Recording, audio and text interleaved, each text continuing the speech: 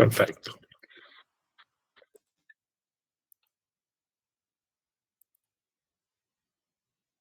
Bien, bueno, hoy vamos a pasar al tema de investigación de mercados. Saben que tienen que entregar más adelante una pequeña investigación. Después les voy a comentar bien con más detalle cómo tiene que ser. Y hoy vamos a ver un poco algunos elementos sobre el tema a grandes rasgos y luego también un poco más específico de eso.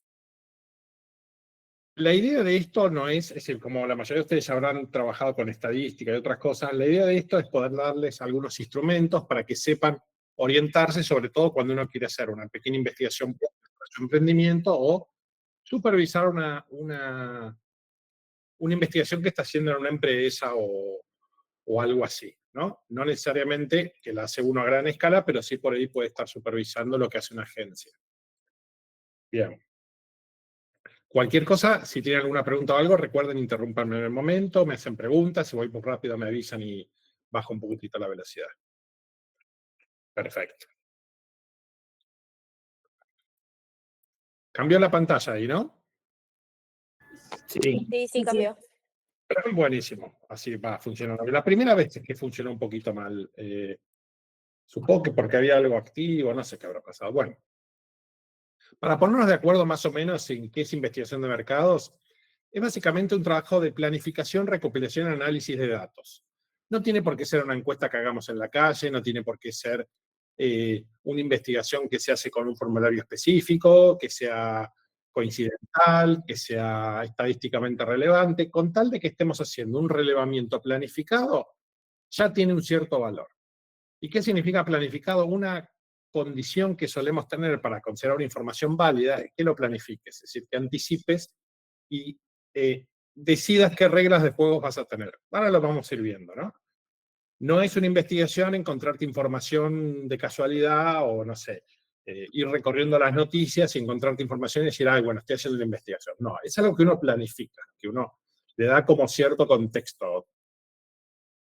Entonces, y en general la investigación se usa para muchas cosas. Yo les doy algunos usos, cada librito, cada autor tiene en su librito un uso que le puede dar, pero en general nosotros vamos a tomar algunos usos base que son los más comunes. Ahora les voy a dar un detalle de cada uno. Pero van a ver que hay algunos muy obvios, muy comunes, y otros son menos conocidos. En primer lugar, tenemos el uso de una investigación de mercado para detectar oportunidades y amenazas de mercado. ¿Vieron? Cuando uno piensa en la FODA, en la matriz FODA, un poquito puede estar pensando también en esto. ¿Qué significa? Básicamente el objetivo es detectar oportunidades de negocios, tanto desde lo bueno como lo malo. Es decir, ir desde afuera, preguntarle al cliente, preguntarle al mercado, preguntarle al canal logístico, preguntarle a los minoristas, depende de dónde trabajes, y tratar de detectar cambios en el mercado que te pueden afectar o que puedas aprovechar. Típicamente va a trabajar sobre los puntos de venta, los espacios en donde tu producto se consume, en la logística, en la detección de nuevos negocios cuando aparece algo nuevo, en nuevas dimensiones que vamos a poder encontrar nuestro producto, por ejemplo, si tenemos algo que se usa habitualmente para, no sé, tenés un producto que lo utilizás típicamente como refresco, descubrirle una nueva oportunidad y poder utilizarlo como un estimulante o como un producto para potenciar reuniones. La idea es siempre trabajar sobre la parte externa de tu empresa, oportunidades y amenazas, en donde básicamente el consumidor decide para qué va a usar tu producto y si lo va a usar. Acuérdense que a veces el consumidor no necesariamente es la persona, a veces puede ser una empresa o puede haber otras formas de que se manifieste. Pero básicamente buscas encontrar nuevos negocios, nuevas dimensiones y potenciales consumidores. Es uno de los usos más comunes. Después, otro típico es el detectar deseos, necesidades o demandas, que es un poco lo que habíamos hablado la otra vez, que si bien todos tenemos necesidades básicas, la realidad es que esas necesidades eventualmente se transforman en un deseo y una demanda, y ahí es donde jugamos nosotros. Podemos jugar tanto en la demanda como en el deseo. Típicamente en la necesidad no afectamos, pero en este tipo de investigaciones lo que se suelen hacer es encontrar un punto de ventaja o algún espacio en donde que vos puedas aprovechar, en el proceso de decisión de tu cliente. En ese espacio en donde la persona convierte el deseo en demanda o la necesidad en deseo. Llevarlo a consumir tu marca y llevarlo a consumir tu categoría de producto. Por eso típicamente los ejemplos de investigación suelen ser test de producto, test de conceptos, mediciones de impacto de precio, cuando intentas averiguar cuánto estaría dispuesto a pagar tu cliente, cuando buscas captar ese exceso de demanda o ese exceso de oferta, la gente no te lo está comprando cuando es por un tema de precio, o la gente que podría estar pagando más por un poquito de valor agregado o por otra forma de presentárselo. Luego tenemos la definición de nuevas estrategias, que acá típicamente vas a trabajar dentro de los procesos más macro, más logísticos, fuera típicamente de lo que es las personas, pero también puedes incluirlos siempre y cuando sea, por ejemplo, el proceso de segmentación. Acá vas a intentar desarrollar mercados, enfocar tus promociones para encontrar nuevos segmentos, o directamente hacer una nueva segmentación. Todo lo que estuvimos viendo, en donde vos empezás a ver tu producto, a quién más se lo podés ofrecer, qué espacio del canal minorista podés ocupar que no estés ocupando actualmente. Estos vieron que hay empresas que trabajan, que usan el hecho de vender en determinados canales como un atributo positivo de su producto, por ejemplo, como un limitante. Por ejemplo, ¿se les ocurre algún producto que se venda exclusivamente en determinado lugar y que eso sea parte de su mensaje? ¿Se les ocurre? Lo que Piensen. pasó con el La Habana Mar del Plata, por ejemplo. Perfecto, sí, exactamente. Ese es un ejemplo. Tiene una distribución limitada específicamente por eso, aunque probablemente lo podría hacer de otra manera. Igual, si bien se estuvieron ampliando, eso es una forma también de transmitir un mensaje. Bueno, Habana pudo en algún momento haber dicho, bueno, ¿y en dónde más nos conviene venderlos? Sin afectar nuestra imagen, sin afectar nuestro posicionamiento, bueno, y ahí encontrás otros espacios. Esto funciona para los dos lados, ¿no? Para limitar como también para ampliar tu mercado. Después hay un uso típico, clásico, pero es que este uso se usa más para proveer información interna a la empresa, que es cuando vos describís el mercado. Y es lo típico, es cuando querés saber, bueno, cuántos consumen tu producto, en qué momento lo hacen, de qué forma lo hacen, para quiénes lo consumen, es decir, información meramente descriptiva. Típicamente las empresas no piden esto para desarrollar estrategias, sino solo para saber información. Es más una información que le das a tus accionistas, a tu propia empresa o que te sirve de base. Y aparte suelen ser caras, porque acá es casi exclusivamente la información tiene que ser cuantitativa, que es bastante más caro que obtener información cualitativa general. Pero es lo clásico, ¿no? Los típicos gráficos de tortas y demás que te muestran porcentajes, es decir, tal porcentaje de mis consumidores son de tal edad, tal porcentaje de tal otra, o cosas así. Después, algo que sí tiene mucho más uso y es donde típicamente se recomienda, sobre todo si uno tiene un emprendimiento donde trabajar, que es para obtener información causal, es decir, para establecer comportamientos o predecir comportamientos. Y estas son las investigaciones que son las más comunes. ¿A alguno de ustedes les tocó responder encuestas alguna vez, aunque son jóvenes, y últimamente no se hizo tan común? ¿Les tocó? Sí, sí. A ver, por Sí. ejemplo, ¿cómo fue? ¿Qué te preguntaron?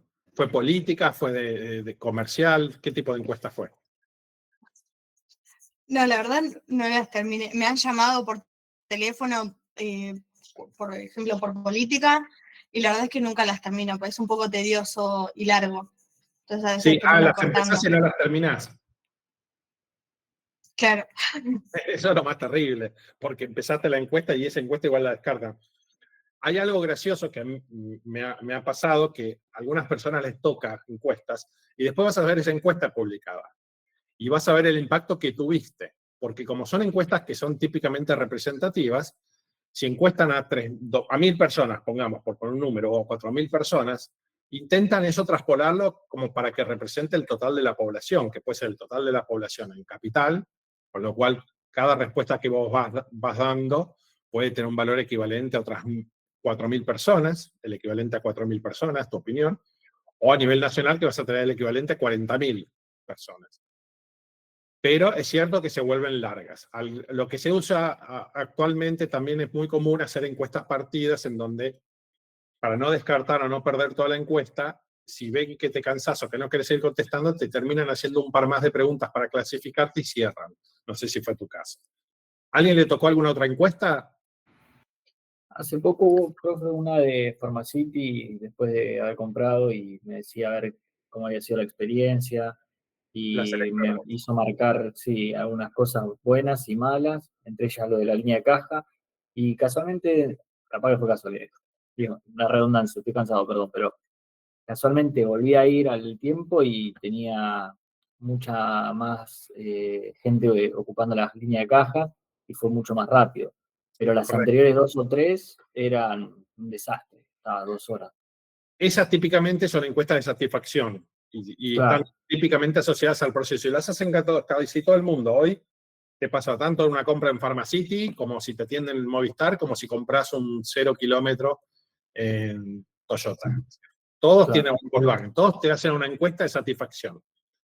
Si la encuesta te incluye una pregunta que te dicen clasificar del 0 al 10 y volverías a comprar, eso es otro tipo de encuesta muy específica. Si te hacen preguntas del 1 al 5, cómo fue tu experiencia, o qué cambiarías, o cómo te pasó a vos, por qué tenés esa evaluación, esas son más de satisfacción para ir ajustando el servicio. Y sí puede influir, realmente puede influir en cómo se estructura esa tienda. Así que sí. Bien, ahora son poco comunes las encuestas largas que hacían las empresas antes, telefónicas o presenciales, son mucho menos comunes. Se reemplazaron por mini encuestas a mucho más público. Bien, estas que ven acá, por lo que veo, no le tocó a ninguno. Las de causalidad te van a empezar a preguntar sobre tu comportamiento. ¿Y vos qué compraste? Compré tal cosa. ¿Cuándo lo compraste? ¿Por qué lo compraste? ¿Lo compartiste con alguien? ¿Había pasado algo? Te empiezan a preguntar cosas, porque lo que ellos quieren saber es qué es lo que motiva que vos consumas el producto de esa manera y en ese momento. Y esta es una de las informaciones más valiosas que podés tener, porque no es una información fácil de conseguir ni en una inteligencia artificial, ni buscando por Google. Esta es información que necesitas salir a preguntar, porque aparte es muy dinámica, puede ir cambiando. También es un tipo de investigación que se puede trabajar sin necesidad de hacer preguntas a la gente. Todo lo que son los instrumentos más modernos, neurocientíficos, todo lo que tiene que ver con eye trackers y demás, trabajan específicamente sobre este tipo de información. La idea es encontrar qué está pasando en tu cabeza para que hagas lo que estás haciendo con el producto. Básicamente, intentar encontrar una relación causa-efecto. Igual puede ser algo muy simple, el solo preguntarte, ¿qué producto compraste? Tal. ¿Por qué? Porque tenía hambre. Eso ya es causa-efecto. Eso ya es causa-efecto. Bien, y después tenemos un par de usos más que son menos conocidos, menos, digamos, limpios en cuanto a información, pero que buscan generar cosas. El primero es bastante legal, que tiene que ver con los mystery shoppers y los mystery buyers. Que es básicamente cuando vos intentás saber qué pasa con tu negocio, mandando a alguien a comprar a tu negocio, o cuando mandás a alguien a la competencia para que averigüe qué está pasando en la competencia. Es súper útil para descubrir procesos, para entender qué pasa, para entender si esos procesos se están respetando. Vos tenés una tienda, ponele, y tu tienda cuando estás vos funciona a 10 puntos. Vos estás en la caja, funciona a 10 puntos. Pero cuando está tu primo o un empleado, funciona mal. Y vos decís, ¿qué está pasando? ¿Qué pasa? ¿Por qué me baja la facturación? Bueno, si vos volvés a ir, se van a dar cuenta y probablemente no veas el problema. Pero lo que se puede hacer es, en cambio de vos, le pedís a un amigo, tu amigo va, hace una compra, hace un proceso de compra, lo repite, lo puedes repetir con otras personas y empezar a detectar qué está pasando, qué cambia cuando no estás. Lo mismo se hacen entre empresas. Esto me ha tocado un montón de veces. Porque cuando vos tenés mucho personal para disponer, es decir, podés mandarle, no hacer una experiencia, vos no mandás a tu competidor una persona a ver cómo es, podés mandar 5, 10 personas diferentes. A ver qué sucede, a ver qué hace la competencia, yo no lo hago, yo no hago, qué procesos están haciendo que yo puedo incorporar, qué puedo copiar. Bien, para esto se utiliza habitualmente y es extremadamente útil, ¿por qué? Porque es económico este sistema, no es caro. Típicamente es información cualitativa, con lo cual no necesitas establecer una estadística ni nada. Y el último es cuando usás la misma investigación para influir en tu interlocutor.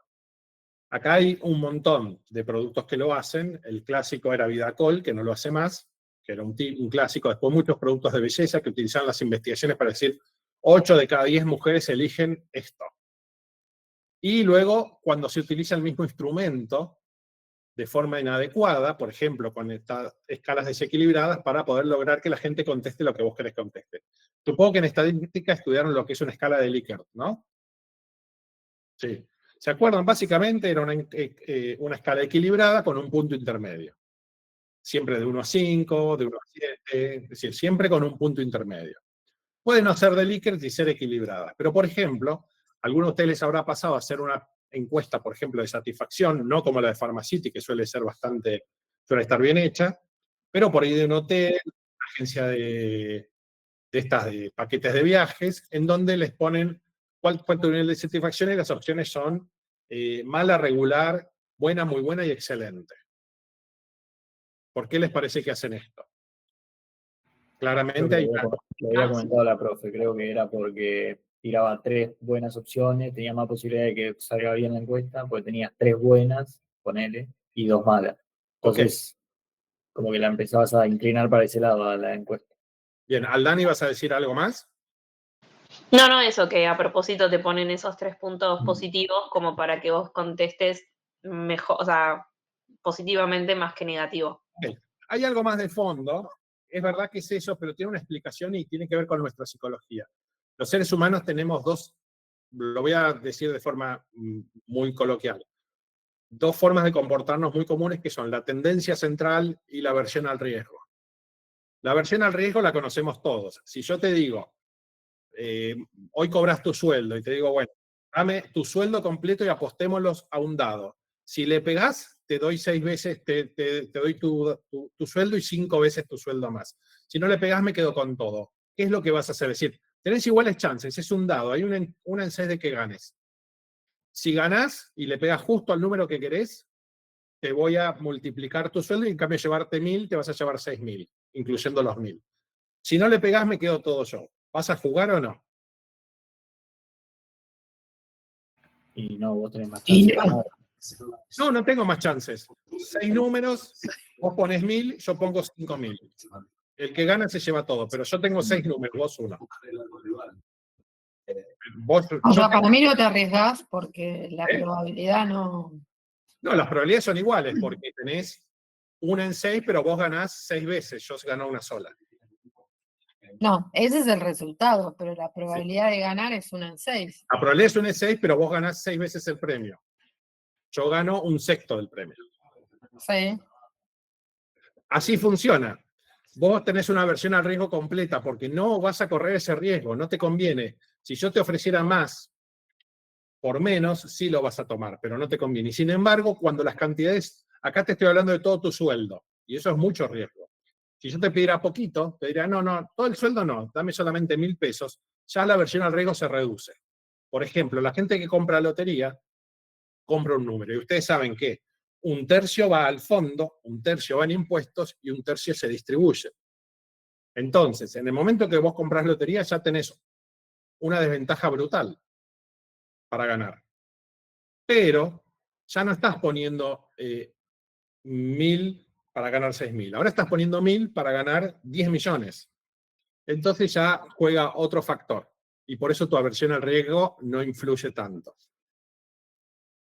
Y el otro factor es la tendencia central. Siempre tendemos, cuando nuestra opinión no está definida, cuando la tenemos definida, por supuesto, no funciona. Cuando no la tenemos definida, tendemos a buscar las opciones centrales. Si vos te dan una encuesta del 1 al 5, vas a evitar el 1 y vas a evitar el 5, a menos que tengas una opinión tomada. Si estás enojado con la atención de ese hotel y te dan esa escala, vas a poner el 0 directamente. Y si estás maravillado, vas a poner el 5, no importa lo que haya pasado, no importa la escala. Pero cuando no tenés una opinión definida, vas a buscar una opinión central. Vas a poner elegir una opción central. Esa es la tendencia que tenemos todos, a buscar el centro, a moderarnos. Si te ponen una escala en donde hay una opción buena en el centro, primero no corres riesgos buscando opciones extremas y segundo vas a tratar de buscar la intermedia. Y si la intermedia es buena, vas a elegir una buena opción. Confirmando algo que vos nunca opinaste en realidad. Porque la opción intermedia sería ni bueno ni malo, por ejemplo. Esa sería una escala bien hecha. Bien, conclusión es que este tipo de cosas lo que hacen es, por ejemplo, Vidacol hacía muchas investigaciones, 6, 7 investigaciones, elegía la mejor y la utilizaba como fundamento. O utilizaba elementos que no tenían mucho sentido. Por ejemplo, decían que un Vidacol al día te ayudaba a reducir el colesterol. Y era verdad, pero eso también lo hacía cualquier otro yogur. Es como decir que el aceite no tiene colesterol. Bien. Estos son algunos usos que se le da a la investigación. Ahora vamos a ver cómo se puede armar una investigación. La vamos a hacer en los mínimos pasos posibles. Los mínimos pasos posibles. Tratando de hacerlo lo más simple. Por supuesto, cuando agarren cualquier libro, y hay un montón de libros de mercado, van a ver que les van a dar 10 pasos, 7 pasos, eso da igual. El punto es que tengamos por lo menos presente algunas cosas básicas que se necesitan para poder hacer un estudio cualquiera, más o menos confiable. Bueno, voy a admitir a un par de personas más y pasamos lista. Bien. Entonces, los 5 pasos básicos van a ver que son muy sencillos de visualizar y van a ver por qué se los pongo de esta manera. Son definir el problema, establecer la población, diseñar la metodología, el instrumento y recolectar y analizar. ¿Por qué ponemos el análisis y la información en el mismo plan? Porque para que esté bien hecha, deberían procurar tener definido de antemano qué tipo de análisis de la información van a hacer. No hay que esperar a tener los resultados para decidir cómo lo analizamos. Eso de alguna manera es hacer trampa. Entonces, lo primero es definir el problema. Una forma muy simple de definir el problema es haciendo 3 preguntas. Y esto es muy, muy importante, sobre todo cuando uno está vendiendo el servicio a una empresa, porque hay 2 cosas que son limitantes en la investigación. Hay 2 cosas que te limitan. No puedes hacer una investigación de lo que quieras. Si no, te puede pasar como le pasó a la compañera que se cansa. Natalia, ¿te pasó? ¿Quién le había pasado? Que se cansó y abandonó. Bueno, se cansó y abandonó. ¿Por qué? Porque era demasiado extensa, porque era demasiado pesada, porque por ahí el tiempo para un teléfono no era el adecuado. Entonces, Sí, a mí no me pasa porque yo trabajo en una empresa donde dependo de esas encuestas, entonces psicológicamente estoy chipeada en que tengo que responder porque a mí me hinchan mucho los pinotos en mi laburo por eso. correcto, sabes más o menos qué pasa detrás. Pero bueno, el tema entonces pasa por ahí. Para diseñar un instrumento sea el óptimo. Si necesitas hacer muchas preguntas, las vas a hacer. A mí me ha tocado hacer encuestas. Cuando hacía este trabajo, cuando se hacían encuestas, ya incluso en la calle, en donde podían ser de 5 minutos, de 7 minutos, y hasta me han tocado de 25 minutos. Todas tienen que tener una estructura, un incentivo. Por teléfono se complica porque ¿qué incentivo le vas a dar? Un premio, un algo. Entonces, lo importante al definir el problema es ser óptimos, ser los más minimalistas posibles que podamos. Entonces vamos a procurar que lo que preguntemos sea lo que realmente se necesita. Entonces, vos vas a establecer un problema. Y cada vez que te hagas una pregunta, cada vez que establezcas una información que querés obtener, la vas a formular en forma de pregunta. Eso es muy importante porque la gente, las cosas hay que preguntarse de una forma que entienda. No hay que desafiarlas, no hay que complicarlas, el lenguaje tiene que ser claro. Entonces, primero te vas a preguntar, ¿por qué necesito esa información? Tiene que tener una razón. Y esa razón tiene que estar vinculada al estudio que estás haciendo. No puede ser que vos estás por hacer un estudio y viene un gerente y te dice, che, ¿no te molestaría en esa encuesta de, no sé, de nuestra bebida energética agregarle una pregunta sobre en qué tipo de locales compran galletitas? No, no podemos hacer eso, porque si haces eso, desvirtuás la encuesta, le agregás tiempo, sacás de onda a la persona que le estás preguntando y se complica. Entonces, ¿por qué necesitas esa información? Lo segundo, fundamental, es, ¿ya existe esa información o la tengo que generar? A veces la empresa tiene la información. Incluso en una encuesta, cuando vos segmentás por género, edad, nivel socioeconómico, lugar de residencia y cosas así, lo haces para clasificar, no para buscar una estadística. Porque la estadística ya la tenés afuera, vos ya sabés la estadística de tu población cuál es. Entonces, tal vez la información esté dentro de tu empresa, en su base de datos, tal vez esté afuera, pero si ya la tenés, no la preguntes, no pierdas tiempo de la encuesta, que ya conoces la respuesta. Y lo tercero es una pregunta muy obvia. ¿Es posible contestar esta pregunta? Hay preguntas que no se pueden contestar, o que se puede, pero son muy caras en términos de tiempo. Entonces no la vas a hacer. Es decir, no puede ser una pregunta preguntarle, ¿usted le ha sido infiel recientemente a su pareja? Es una pregunta que no te la van a contestar. O, ¿cuánto dinero tiene guardado en su casa? No te contesta. Entonces son preguntas que no haces aunque las necesites. Y acá, que les iba a decir algo hoy, hay dos factores limitantes de las investigaciones que son brutales para cualquier investigación. ¿Qué dos cosas les parece que son esenciales y que te limitan el tamaño de una investigación? El sujeto. Sí, pero sí, está bien, claro, poder alcanzar a la persona. Pero piensen que lo más elemental acá es el tiempo y el dinero. ¿Por qué? El dinero es lógico, porque, está bien, cuantas más preguntas y más personas, como dice Luis, le preguntás o más trabajo haces, más caro te va a salir, porque a la gente hay que pagarle para que lo haga. Y el tiempo también, porque si vos haces una encuesta sobre un tema específico y en cambio de terminarla en una semana o dos, te lleva 2 meses, la primera persona que contestó y la última vivieron situaciones diferentes. Hay realidades diferentes de contexto. Entonces, las dos preguntas son la misma, pero las respuestas están afectadas de forma diferente. Entonces, no las podés comparar bien. Por eso, el tiempo y el dinero son fundamentales. Y aparte, el tiempo también siempre va a impactar en términos monetarios. Entonces, cualquier cosa en la investigación que te saque de un equilibrio de tiempo y dinero, bueno, te puede llegar a complicar. Entonces, como les decía, el primer paso es definir el problema, el segundo, establecer la población. Esta parte es fácil. Vimos segmentación, tenés que decidir a quién le vas a preguntar. No le preguntes al que no corresponde. Y el saber a quién preguntar te va a definir también cómo hacer la investigación. Por ejemplo, si querés hacer una encuesta callejera y estás buscando hacer preguntas a familias primerizas, ¿no? Que tienen su primer hijo, un hijo entre los, yo qué sé, hasta los 5 años de edad, ¿a dónde los vas a ir a buscar? ¿Dónde le vas a pedir a tu encuestador que se pare? Un domingo en una plaza. Un domingo en una plaza, presuponiendo que sería que estas personas van a la plaza los domingos. Con los hijos, por eso no se lo asocié por eso. No, es una buena aproximación. Dejarías mucha gente fuera, pero es una buena aproximación. A la salida buena de un jardín o una primaria. Una plaza con juegos, por ejemplo. ¿Qué me decías, Matías? A la salida de un jardín o de una primaria. A la salida de un colegio, sí, también puede llegar a servir. Por supuesto, todas las respuestas a mí me puede decir, no, una persona haciendo encuesta a la salida de un colegio puede llegar a ser raro. Bueno, lo arreglaremos, veremos cómo lo hacemos. Por ir a una plaza es menos raro, pero, como dijimos, menos preciso. ¿Qué más? Shopping, supermercado. Bien, pero de nuevo, ahí no estás limitando la población como Julio y dejando mucha gente fuera, no estamos siendo raros como en el colegio, pero ahí tenés mucha población, mucha gente. Mucha gente. Entonces, ahí te van a caer un montón de gente que no tiene por qué contestar.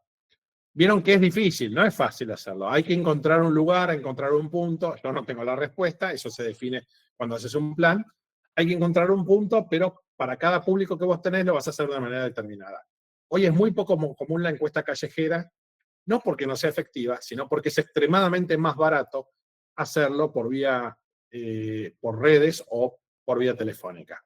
Antes no se hacía mucho por vía telefónica, no todo el mundo tenía un celular, llamaba si no había nadie en casa, entonces tenías que trabajar a la tarde la gente volvía del trabajo y no te quería atender, entonces se volvía caro.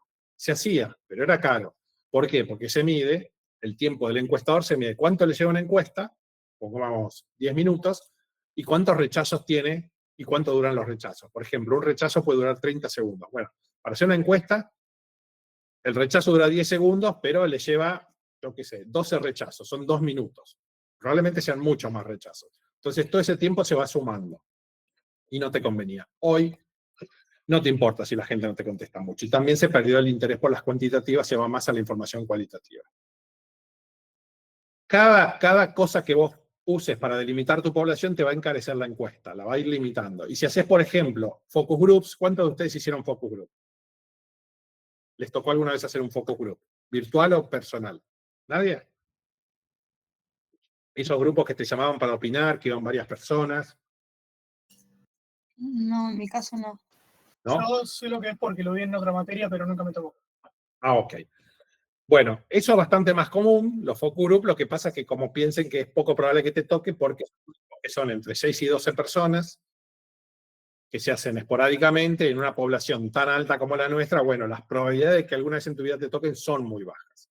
A mí nunca me tocó ser partícipe, tendría que haberlo rechazado porque al trabajar en el medio, bueno, no podés participar. pero nunca me han llamado. Y te llaman según tus características, nivel socioeconómico, lugar de residencia, edad, un montón de factores. Una vez que tenés definida la población, lo que vamos a intentar trabajar es qué tipo de información vamos a buscar. Y acá se puede dividir de muchas maneras. Empecemos por lo básico, información primaria y secundaria. La información primaria es la clásica de una investigación, lo que conseguís con entrevistas, con encuestas, con formularios electrónicos. Es información de primera mano y lo haces específicamente, es una información que fue buscada específicamente para este estudio, porque de hecho lo estás haciendo vos. Y la información secundaria es información que vas a buscar a Google, a la inteligencia artificial, a otras fuentes, a Nielsen, al gobierno, al INDEC. Es una información que fue recolectada para otra cosa, no para vos, con lo cual la tenés que adaptar y leer bien, y es previo a la información primaria, siempre. Siempre tenés que tratar de conseguir todo con información secundaria. Al revés de lo que uno puede pensar, cuanto menos esfuerzo te lleve, menos costo tenga, mucho mejor. Si tenés un presupuesto cerrado, bueno, utilizalo para algo que sea más valioso. Si la información la podés conseguir online, adelante. Eso sí, para conseguir información online, uno en la universidad busca de cualquier lado, le da igual. Si conseguir información y resulta ser falsa o imprecisa, bueno, no hay daño. ¿Qué va a pasar? No pasa nada. A lo sumo van a decir que parece raro. Pero cuando lo haces para un negocio donde estás invirtiendo tus ahorros o el dinero de otra persona, o sos un empleado, bueno, ya tenés que ser extremadamente cuidadoso. Y acá siempre lo que se dice es, independientemente de lo que ven en pantalla, que son fuentes típicamente confiables, es contrastar las fuentes. Algunas son realmente confiables, es decir, porque sabes que hay toda una institución atrás, como por ejemplo puede ser el INDEC o puede ser una empresa de información como McKinsey, Nielsen, Siamo, más a nivel local, un montón de agencias que lo hacen. Pero esas agencias típicamente, excepto el INDEC, no regalan la información y el INDEC también vende información.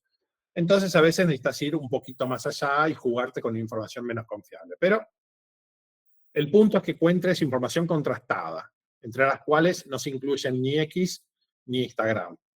El punto es tratar de encontrar algo que te sirva, que vaya acorde a tu necesidad, pero también que sea fiable. A veces es preferible una información descartarla, aunque parezca genial, antes que tomarla si es que no podés contrastarla o fundamentarla.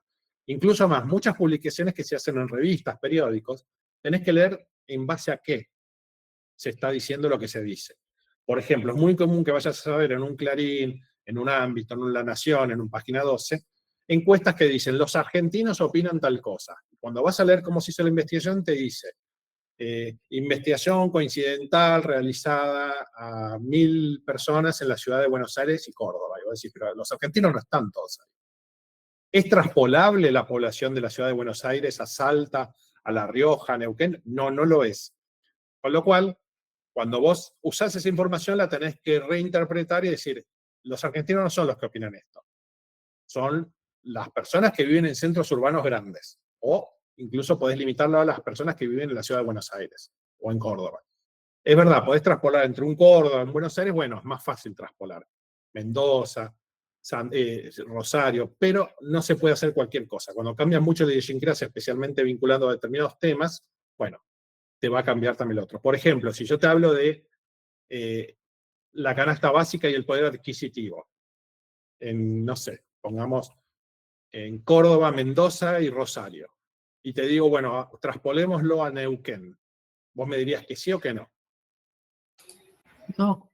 No, le estoy dando uno que es bastante obvio. Neuquén no, porque Neuquén tiene un poder adquisitivo más alto y tiene niveles de precio más altos. Y si te digo trasladarlo a la ciudad de La Rioja, también vas a decir que no, porque pasa lo contrario.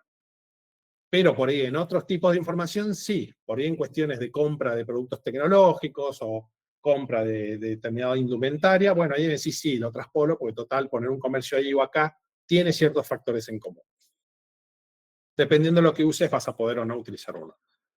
Y después, dentro de la metodología, también tenés qué tipo de investigación vas a usar. Y acá hay dos grandes grupos, que son los clásicos, que es cualitativa y cuantitativa. Esto ya más o menos lo saben, me imagino, ¿no? Una información cualitativa, lo que hace es hacer entrevistas, focus groups, es decir, es una herramienta flexible que lo que busca es ideas. ideas. No busca estadísticas. Vieron que cuando se hace entrevista focus group empiezan a preguntar la edad y cosas así. No es porque nos interese la edad. No nos interesa dónde vivís ni la edad. Estamos asegurando que el reclutador mandó a la persona correcta. Si vos vas a un focus group y te empiezan a hacer preguntas demográficas, es solo por eso. La verdad es que no nos importa eso porque es irrelevante. Toda la información estadística en un focus group es irrelevante. Lo que buscas es opiniones, ideas, debatir algún concepto y ver qué opina la gente. Como si fueran disparadores para otras personas, para el equipo comercial, para el equipo gerencial, para el equipo técnico. Haces un product test, ahí van a ver algunas fotos reales. Por ejemplo, la tercera acá es real. Ahora les explico qué pasa. Pero vos haces un product test y la verdad es que no te interesa esa opinión que te da la gente. No, y te dice, no, este producto no me gusta, o me gusta. No te importa realmente eso, que le guste o no le guste, pues no representan a nadie. Esas 10 personas que se juntaron en ese focus group no representan a nadie. Si vos estás por sacar un emprendimiento y juntás 8 personas para opinar, es irrelevante si les gustó tu idea o no. Lo que vos tenés que escuchar son las ideas que surgen. ¿Por qué? ¿Por qué no te gusta? Y por esto. Esa es la información que buscas. No me gustó porque la etiqueta no es clara o porque se parece mucho a un competidor. Bueno, vos buscás esas ideas y no les das valor per se. Lo que les das es el valor de detonante, para después vos ir a verificar si esa es una buena idea o no. Esto es muy importante porque a veces las pequeñas empresas hacen investigaciones cualitativas, entrevistas, focus groups, y toman la información como representativa, como si le dicen me gusta, no me gusta, no les gustó, tenemos que hacer otra cosa. No pasa por ahí. Otra cosa, por ejemplo, lo que ven en la tercera foto, después, aparte de cualitativo, tenemos las clásicas cuantitativas, que son los cuestionarios, las estrictas, los monitores de consumo, los NILS, los monitores como Ibope y todo eso. Cualquier encuesta que sea cuantitativa de números, en donde lo que buscas es un análisis estadístico. La información es estricta, rigurosa, tiene que estar ordenada, no se puede flexibilizar. Una vez que se inició no se puede cambiar nada, no hay margen para pensar. Cuando empezás, la terminas así. Y después tenés 2 derivados que son como un poco un mix, con más componente cualitativo, que son por observación y experimental. La investigación por observación es típicamente ver a la gente haciendo algo en situaciones lo más reales posibles, sin influencia propia. Típicamente se hace sin influir. Cuando vos vas a una superficie, un supermercado, lo más probable, si es una gran superficie, no en un supermercado de proximidad, un Carrefour Express o un chino, si en una gran superficie que van a tener cámaras filmando lo que hace la gente, no filmándote a vos, filmando el movimiento, viendo las zonas más calientes, el recorrido también se hace mucho en las casas de electro, en las casas de tecnología, en donde lo que intentan es, observando el comportamiento de la gente, ver qué hace. Y esto es muy importante. Por ejemplo, si ves que una persona circula típicamente por un lugar, ¿qué tipo de producto vas a poner ahí? ¿El que más se vende, el que menos se vende? Por ejemplo, estás en una tienda y ves que toda la gente entra y por la izquierda va hasta el fondo, le da la vueltita a una mesita y vuelve hacia el fondo. ¿Qué pondrías en esa mesita? ¿Qué es lo que típicamente se pone ahí?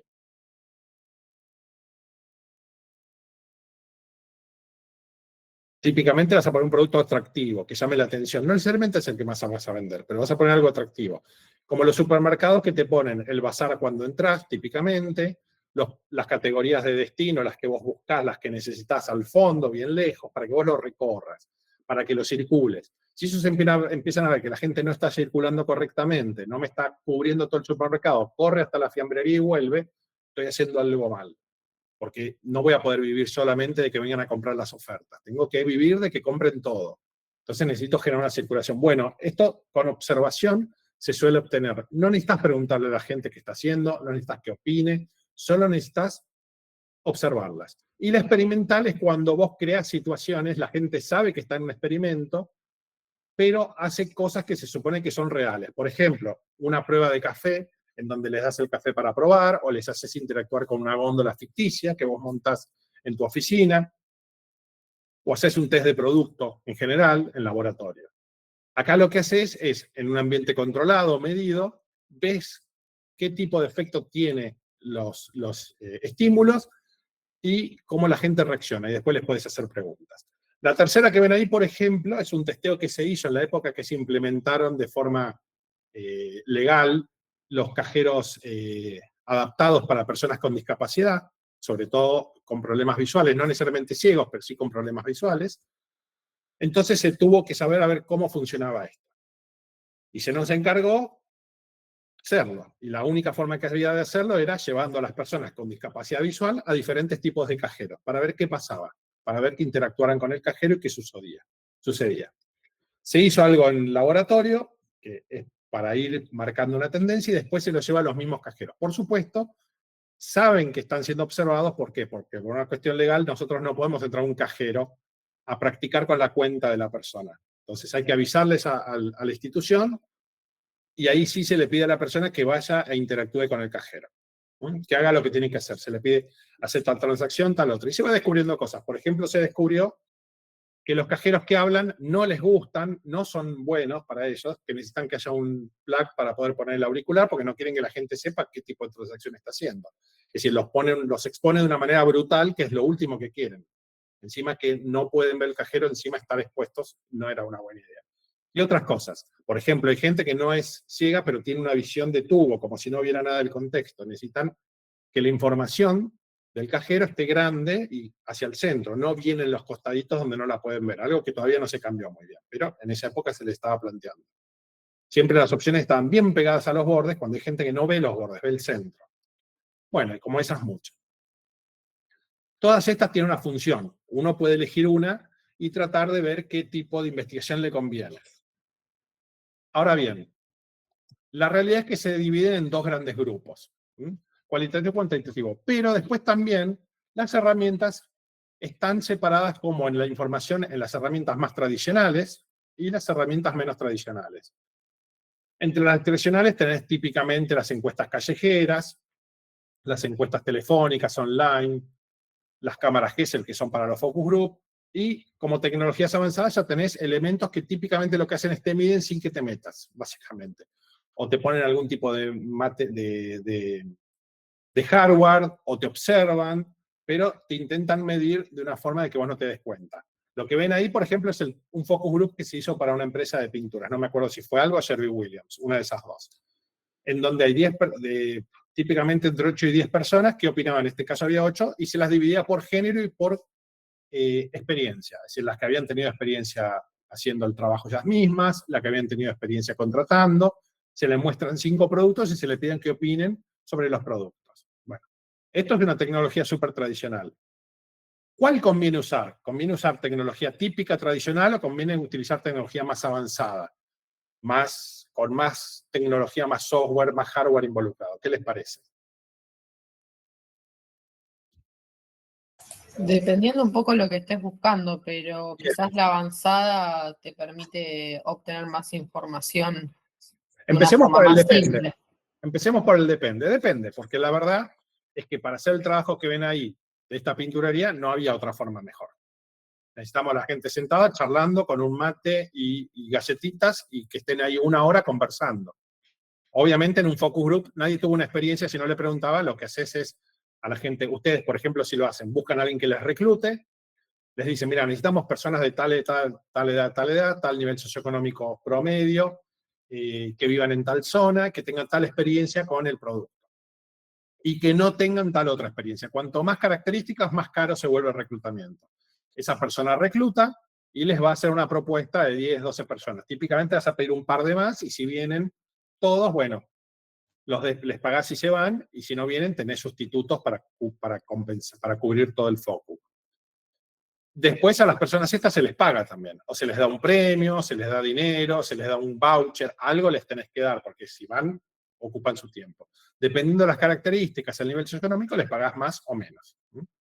Podés llegar a pagar hasta $150 una jornada, pero también hay gente que por ahí por 30, 40 va sin ningún problema, dependiendo lo que se llama cancelación de agenda, que es cuánto tuvieron que dejar para poder estar ahí. No es lo mismo una persona que solamente tiene que, digamos, cubrir un trabajo de tiempo medio o es un sábado, que una persona que tuvo que dejar su oficina a mitad de la jornada y tiene un sueldo alto. Pero como decía Natalia, la herramienta que uses depende. Tenés herramientas tradicionales que se siguen usando y se van a seguir usando porque son extremadamente efectivas. Hay de todo. Esto que ven ahí es una encuesta que se hizo a más de 10.000 personas, de 10.000 turistas, en el, no me acuerdo ya el año, si fue el 2015 o algo así, para turismo, para el Ministerio de Turismo, en donde se le preguntaba a turistas que venían de diferentes países en todos los parques nacionales, para promocionar y reformar los parques nacionales.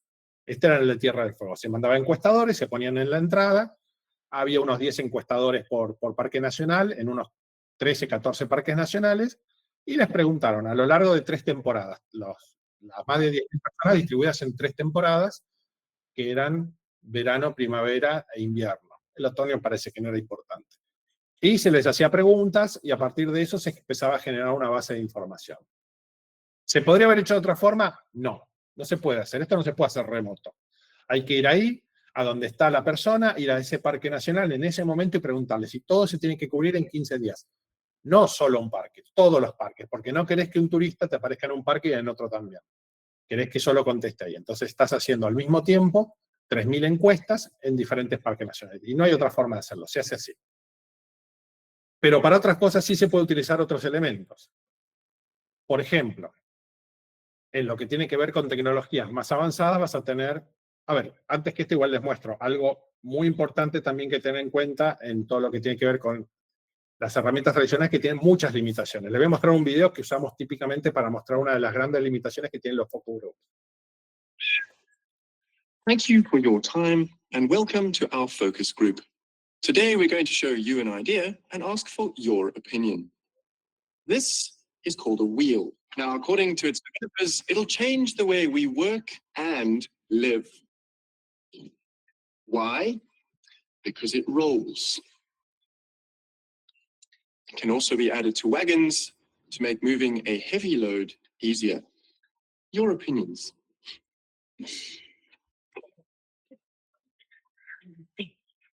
It rolls. That means it can roll away and get lost, right? Or it could roll over your foot. It's the round shape that disturbs me. It's very feminine. I can't imagine any caveman wanting to be seen with that. I wouldn't. No. This added to wagons thing, it sounds very complicated. Is there an easier version? You know what? Do you have it in square? No square.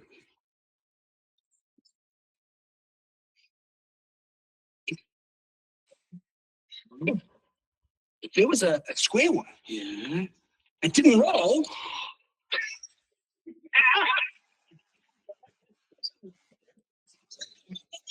I would think about buying one. Bueno, básicamente, ¿esto qué nos quiere decir? Que cuando uno utiliza cualquier instrumento de investigación es fundamental que la persona que recibe o que es encuestada tenga la capacidad de contestar. Y esto es algo que típicamente es muy difícil de lograr en una investigación tradicional. Si yo hago un focus group sobre un producto y la persona no conoce el producto, testear un producto desconocido siempre se vuelve medio complicado. Por ejemplo, esto es algo que ha sido un gran caso. Cuando se sacó el CD, ¿se acuerdan el CD de música? Algunos de ustedes por ahí ni se acuerda, pero ahí estaba yendo del cassette al CD, que fue toda una revolución. Pero algo muy gracioso de esa época es que todas las encuestas le daban muy mal al CD, pésimamente mal. Y había 2 razones muy importantes para que les diera mal. Primero, que solo se conocía esa tecnología en Japón, Corea, no había todavía equipos para pasarlo, no había CDs tampoco, era muy incipiente, era muy difícil conseguirlo. Entonces la mayoría de la gente decía, ¿qué hago con un CD? ¿Dónde lo pongo? No lo puedo usar el CD. Entonces empezaba a ver como una tecnología que no era viable. No entendían el concepto de que era mejor escuchar 1 hora en un CD que 1 hora en un cassette, que ya tenían todos los dispositivos, era fácil. Bueno, un montón de cosas que hacía que la gente dijera, esto es un fracaso total. Y sin embargo terminó siendo un gran éxito. Y pasó al revés después cuando aparece el videodisc. El videodisc, que muchos de ustedes no lo habrán ni visto, era básicamente un CD gigante, en donde podía ver una película de muy alta definición, estilo 4K de hoy, pero en esa época. No era 4K, no llegaba tanto porque se medía de otra manera, pero incluso llegaron a aparecer equipos también en Argentina para poder pasar esos videodiscs. Pero si bien le daban muy bien las encuestas, después terminó siendo un fracaso total. Entonces, cuando uno desafía la inteligencia o el conocimiento de un encuestado o un entrevistado, es muy difícil que el entrevistado pueda responder bien. Por eso siempre se hace sobre una base de conocimiento. Lo que ven ahí es la misma encuesta, la misma entrevista que vieron en Focus Groups con las mujeres antes, ahora se llevó al plano de los técnicos, de los especialistas, de las personas que trabajaban con eso. Pero acá ya se hacía una entrevista, como ven abajo, pero después también se les hacía probar el producto, porque estas personas necesitaban verificar o ver el producto en funcionamiento para saber cómo era. Si no lo veían, no podían dar una opinión tan certera. Y acá ya se empieza a escuchar la opinión sobre la calidad y función del producto. No se escuchaba antes. ¿Por qué? Porque no era una opinión técnica, no estaba de alguna manera validada. Pero después también lo que tenemos son herramientas por ahí más avanzadas que se empezaron a usar recientemente que tienen que ver con el uso de tecnología. Porque ¿cuál es la mayor dificultad que tenés en una entrevista? Hay muchas dificultades. Algunas tienen que ver con el diseño del instrumento. Vos te podés equivocar al hacer el instrumento, pero dejemos eso de lado. Hablemos del entrevistado. ¿Qué puede hacer el entrevistado o qué puede pasar con el entrevistado que a vos te pueda afectar negativamente tu investigación? Uno de los principales miedos que se tienen en investigación. El primero es que te abandonen la investigación a medio camino. Y entonces dedicaste 5 minutos sin éxito. La siguiente. Que te mientan. Que te mientan. Que te mientan es la peor de todas. ¿Por qué? Porque no te enterás. Y estás incorporando como cierta información falsa. Y el problema no es que te está mintiendo una sola persona, que te está mintiendo una persona que representa a miles de personas, según tu función estadística. Esto ya mucho no se está haciendo. Ya esto de las investigaciones probabilísticas se abandonó muchísimo. Se utiliza más que todo para ambientes mucho más científicos. Ya a nivel de empresa, vos vas a una empresa, yo no lo hago más, pero a mí me cuentan los colegas que siguen con eso, vos a una empresa le dicen, mira, de verdad la plata la prefiero poner en obtener más cualitativa, más ideas, más desarrollo, y de paso utilizarlo también para impulsar mi marca, que estar haciendo encuestas callejeras, que estar haciendo encuestas en redes, que me vas a dar una información genial, súper descriptiva, súper rica, pero que es una foto de algo que pasó hoy, el año que viene ya eso no me sirve más. No me sirve más dentro de 3 meses. Entonces, dame información más flexible, más de ahora. Por eso se empieza a utilizar información o herramientas mucho más eficientes para evitar que te mientan y para evitar que la información se pierda. Pero encima, al utilizar tecnología, o al utilizar hardware, ahora les voy a mostrar un par, se logra todavía más efectividad porque evitas también el factor del error humano o de la mentira humana. Ahí les muestro algunas de las razones por las cuales se usa cuidado. Que estos serán muy buenos, pero hay cosas que no pueden lograr. Como les decía hoy, esa encuesta de turismo es imposible con estos elementos. No se puede, porque necesitas mucha información. La encuesta esa que les mostraba, que se hacía en cada parque nacional, duraba más de 20 minutos. Otras que he hecho, por ejemplo, para jabón en polvo, cuando sacaron las marcas Ariel, empezaron a aparecer en Argentina las marcas Ariel y demás, incluso mucho antes, porque Ariel fue un cambio de marca, también llevaban como 20 minutos y encima dividido en 2 partes. Teníamos que ir a hacerles probar el producto y volver a la casa a retirar la opinión sobre cómo había sido el producto. Productos en blanco, le llevabas una bolsita con un producto azul que le decían, lavá la ropa con esto. Y que Dios te ayude. Y después te dan una opinión. Y en esas bolsitas azules estaba tu marca, la competencia, otras pruebas tuyas que tenías de segundas marcas, y les tenías que dar un premio, les tenías que dar dinero, les tenías un montón de cosas, si no la gente no se prendía. Lo mismo pasaba con el turismo. Lo que pasa es que como son turistas, bueno, tienen tiempo. Entonces les dabas un voucher para que tomen alguna cosita rica o coman algo bueno y la gente le encanta las cosas gratis. Entonces le dabas algo equivalente a unos 20.000 pesos de hoy para ir a tomar algo gratis que les alcanzaba para un café y una factura, pero bueno, era algo. Y con eso contentaban. Pero son difíciles de obtener de otra manera, por ejemplo, de estas. Lo que tienen estas herramientas es que básicamente no hacen preguntas, excepto en las entrevistas psicocognitivas, que es básicamente una persona que en cambio de estar enfocado en lo que vos decís, se enfoca en cómo lo decís. Vamos a ver más adelante, cuando trabajemos con emociones y demás, en la parte de comunicación, cómo se puede ver mucho más sin estar necesariamente escuchando las palabras que se dicen, sino el cómo se dicen, con qué gestualización y demás. Una entrevista psicocognitiva es una persona que te hace preguntas, pero el cuestionario está diseñado para provocar cosas, para provocar reacciones, estímulos, y ver cómo reaccionás. Obviamente se hace en el contexto de una charla, para disimularlo. Después tenés el EEG, que es prácticamente es básicamente un electroencefalograma, que les voy a mostrar algunos ejemplos, que lo que hace es te mide básicamente cómo te emocionás con lo que te dicen. El GCR, después les muestro, que es respuesta galvánica, es lo que la gente suele confundir con la... Esto todo, si lo buscan online, hay un montón de ejemplos, si lo quieren desarrollar, si lo quieren entender mejor. El EEG básicamente te mide la actividad eléctrica en el cerebro. Hay de 2 tomas, de un montón, incluso es algo que viene del área médica y te permite medir niveles de atención, emoción y demás. El GSR es lo que se suele confundir con la máquina de la verdad, porque es capaz de medir la conductancia de la piel, es decir, cuánto sudás y qué nivel de temperatura tenés. Es para medir respuestas emocionales, subconscientes. Por ejemplo, te muestran un anuncio y ven cómo reaccionás o cómo te emocionás o no con el anuncio. Ahora les voy a mostrar esto en funcionamiento, cómo es. Pero también sirve para ver si una persona, al contestar, no sé si está mintiendo, pero si se pone nerviosa. Es la misma lógica. Básicamente te lo ponen en un dedo o en cualquier parte así y te miden. Bueno, y el eye tracking, que también les voy a mostrar que es bastante importante. El fMRI, que no se usa mucho, el HR tampoco, pues son costosos. El fMRI es el mismo que se usa para hacer las resonancias magnéticas funcionales. El HR, el ritmo cardíaco, se dejó de usar hace unos 10 años, antes se usaba, pero se reemplazó con mucha facilidad con el GCR y demás. El FEA, el face coding, que es básicamente lectura del rostro, eso también van a ver bastante más adelante cuando veamos el tema de emociones. Y el IAT, que es el test de asociaciones implícitas. Es uno de los más fáciles de usar porque es básicamente hacer muchas preguntas muy rápido. Te obligan a contestar en menos de un segundo, probablemente en medio segundo. Y las respuestas que das son siempre binarias. Se usa mucho en psicología el IAT. Si hoy buscan en internet test IAT y le ponen sociología, van a encontrar un montón de exámenes hechos sobre, no sé, racismo, discriminación, integración social, ideología política. Se usa muchísimo en el área de la sociología, la psicología y la política. ¿Por qué? Porque fuerza a la gente a contestar por ahí 300 preguntas en pocos minutos. Y son todas redundantes. Entonces empiezan a ver cosas que tenés en tu subconsciente que no las sacás a menos que te las preguntes de esta manera. Bien, por darles ejemplos. Un eye tracking. Este es un eye tracking fijo. Hay eye tracking móvil, como el que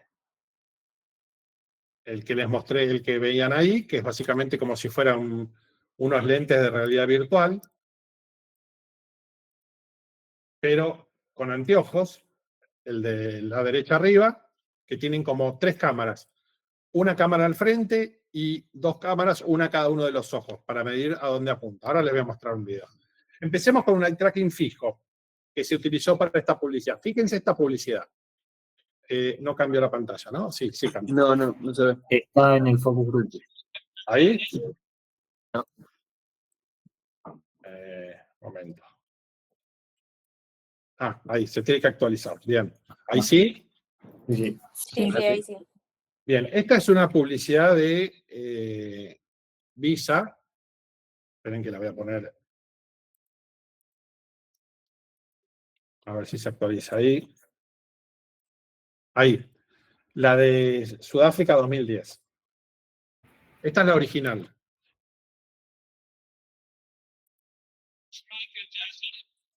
No se ve, profe. No, estoy esperando, estoy viendo a ver cómo la coordino, si no la tengo que poner aparte. Se ve como colgada, ¿no? La voy a buscar aparte. Un minutito. Un minutito.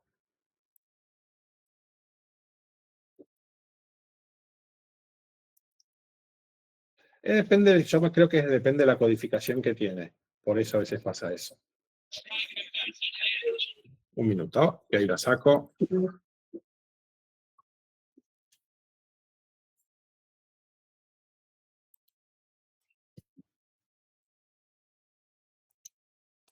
Bien, ahora la dejo la publicidad.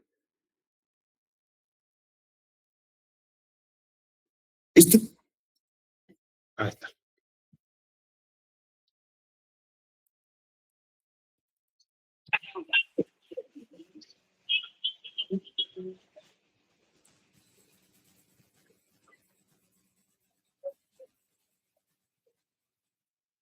La ubican igual la publicidad, me imagino, ¿no? ¿No? Yo no la vi No. nunca, me parece. No.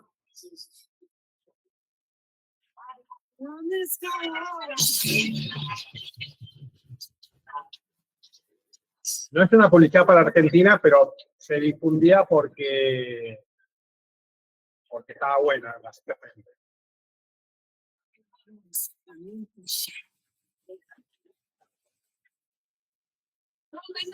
Es tipo copia de Forrest Gump.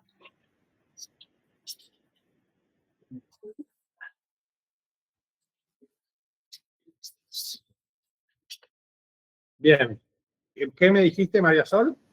No, que dije que es tipo copia de Forrest Gump, que corre Sí, exacto, sí. Como que empieza en muy mal estado físico, recorre medio mundo y llega a Sudáfrica para para el Mundial de... patear el gol. Bien.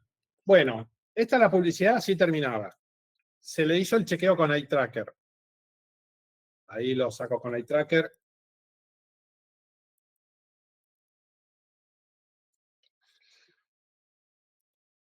Esto que ven acá es la misma publicidad, pero con Eye Tracker. Cuando se usa Eye Tracker no se usan muchas personas, hasta 25, 30 personas ya empieza a ser redundante. Acuérdense que acá no buscamos estadísticas, sino buscamos evaluar el comportamiento. Si el comportamiento es qué vemos en este caso, qué está viendo la persona cuando ve la publicidad. Cada uno de estos puntos es una persona diferente. Van a ver cómo se comporta el ojo humano y el cerebro al estar viendo una publicidad. Y lo que más nos importa es el final.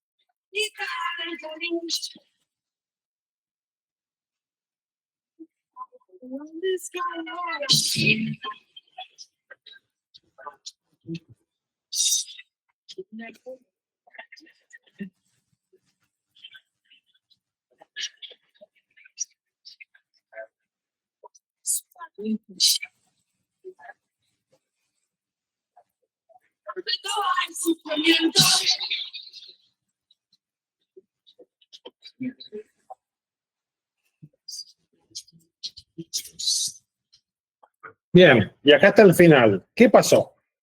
El eye tracker te está diciendo en qué enfoca la gente su mirada, su atención. Claro, ahí faltaba que la mirada vaya a Visa. Claro, queremos que vaya a Visa. Esto es algo que suele pasar muy seguido en las publicidades. Lo que pasa es que si vos le preguntás a alguien, no te va a dar una respuesta realmente real. Te va a decir, vi a los jugadores, vi la marca, pero no te va a decir realmente que le estaba pasando esto. ¿Por qué? Porque probablemente ni siquiera es consciente de esto.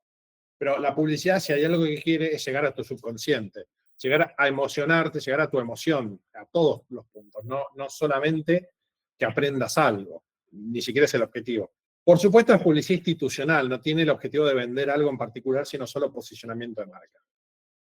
Ok, obviamente la publicidad ya está rodada, no podemos volver a rodar la publicidad, no podemos volver a hacerle el CGI a los actores, esto ya está caro. Solo podemos trabajar postproducción, podemos trabajar con los textos, con cortes, pero nada más que eso. ¿Qué cambio harían acá? Se hicieron varios, yo te voy a mostrar el que resultó exitoso. ¿Qué cambio harían acá para que solucionar esto? No sé, centrar, digamos, el mensaje con la persona protagonista. Dirías que llevar Visa a donde está la persona, ponerle Visa encima de él. Sí. En la ropa, poner. ¿Cómo? En la ropa podría ser. No podemos rehacer el metraje, a lo sumo que me digas que le querés poner Visa sobre su ropa. Ahí sí. Sí, Federico. Yo haría un efecto y ir apagando la imagen y que quede únicamente las letras y hasta a lo mejor agrandarlo. Correcto. ¿Alguna otra idea? Que el chico que venía corriendo se transforme en el lobito de Sudáfrica y ahí quede junto al lado del logo de Visa. Es mucho Estaría que dice. perfecto, pero no puedo rehacer el metraje. Se deberían haber avivado antes. Pero bueno, lo hicieron así. Saben que va por el lado de Federico. Miren lo que terminó pasando.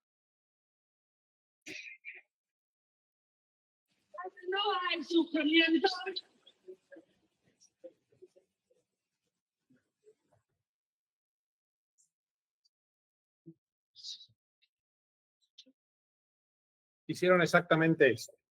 Básicamente, le blurrearon todo para tapar al jugador, para quitar la atención de donde la gente lo estaba poniendo. Esto no lo ves de otra manera que no sea con un eye tracker. Se ve por esto porque la gente no es consciente de dónde está viendo. Otro ejemplo de esto es con... Lo voy a ver yo primero y se los muestro directo. Esto es un eye tracking móvil. Por ejemplo, cuando vas a una góndola. Ahí lo levanto un minutito.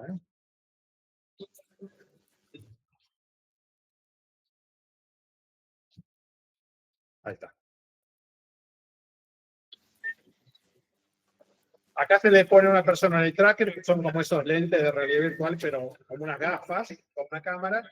Se le pide a varias personas que entren en el comercio y elijan un producto. Igual les preguntar, dirían, bueno, si fue en la góndola, vi varios productos, chequeé un par y elegí tal. Esta es el equivalente a Cepita, solo que para su país. I'd like to kiss you, desperately kiss you, like I did in 1993. Y lo que termina dándote, después de varias pasadas, de varias personas diferentes, es lo que se llama mapa de calor.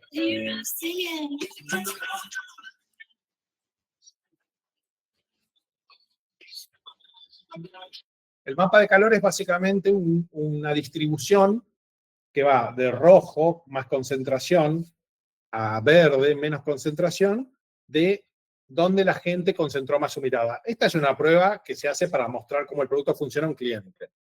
Es casi imposible que vean ejemplos como el de Visa porque suele ser información confidencial. Obviamente no se está divulgando qué resultado me dio, cómo funciona mi producto.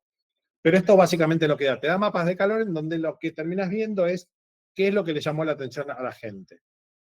Como cuando se hacía el seguidor etnográfico, que es básicamente una persona que típicamente no las notan, pero están en algunos supermercados, que están viendo, en algunas tiendas, no solo supermercados, viendo lo que hace la gente, viendo cómo se comporta una góndola, viendo dónde está la mayor rotación, algo que vos también sabés, porque en la medida en que rota un producto, vos te enterás que está saliendo del depósito.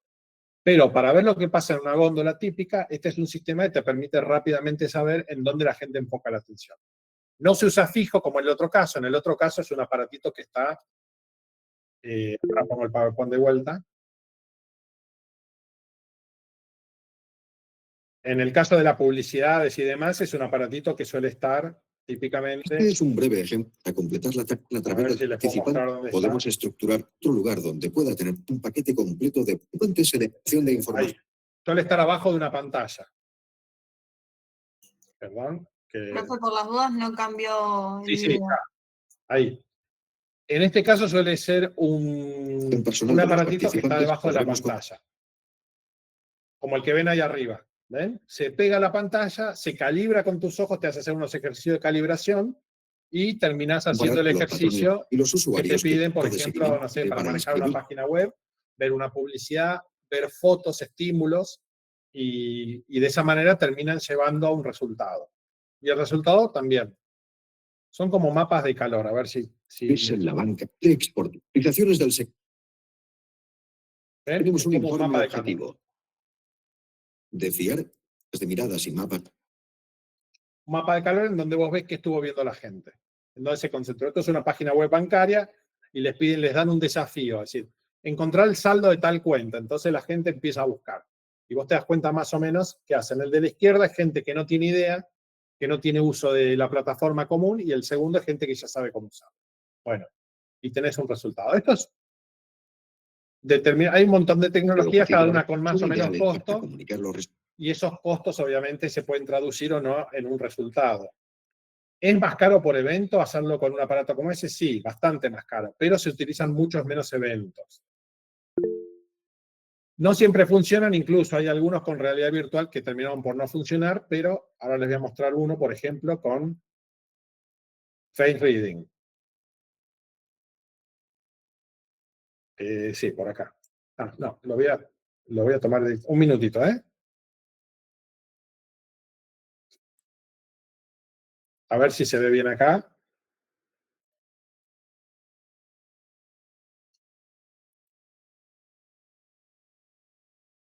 ¿Qué vamos a hacer hoy? No, lo voy a poner el video, disculpen, ¿eh? Que ahora pongo el video directamente.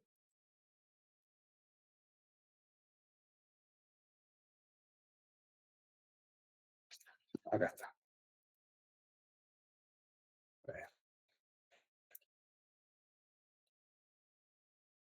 Sí. ¿Qué vamos a hacer hoy? El face reading básicamente lo que hace es, esto para explicar, más adelante se los voy a dar con más detalle cuando hagamos comunicación, pero desde los 70 se empezó a clasificar las emociones.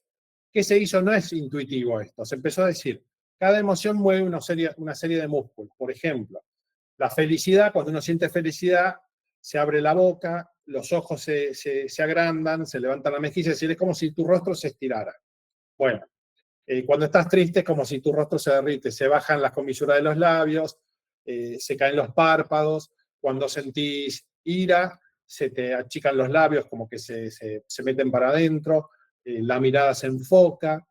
Todas estas cosas se fueron clasificando como si fuera una enciclopedia de gestos, esto lo pueden buscar, hay un montón de información, y eventualmente con la informática esto empezó hace bastante, esto no es inteligencia artificial ni nada por el estilo, esto lo tenemos desde principios de este siglo, bastante bien desarrollado.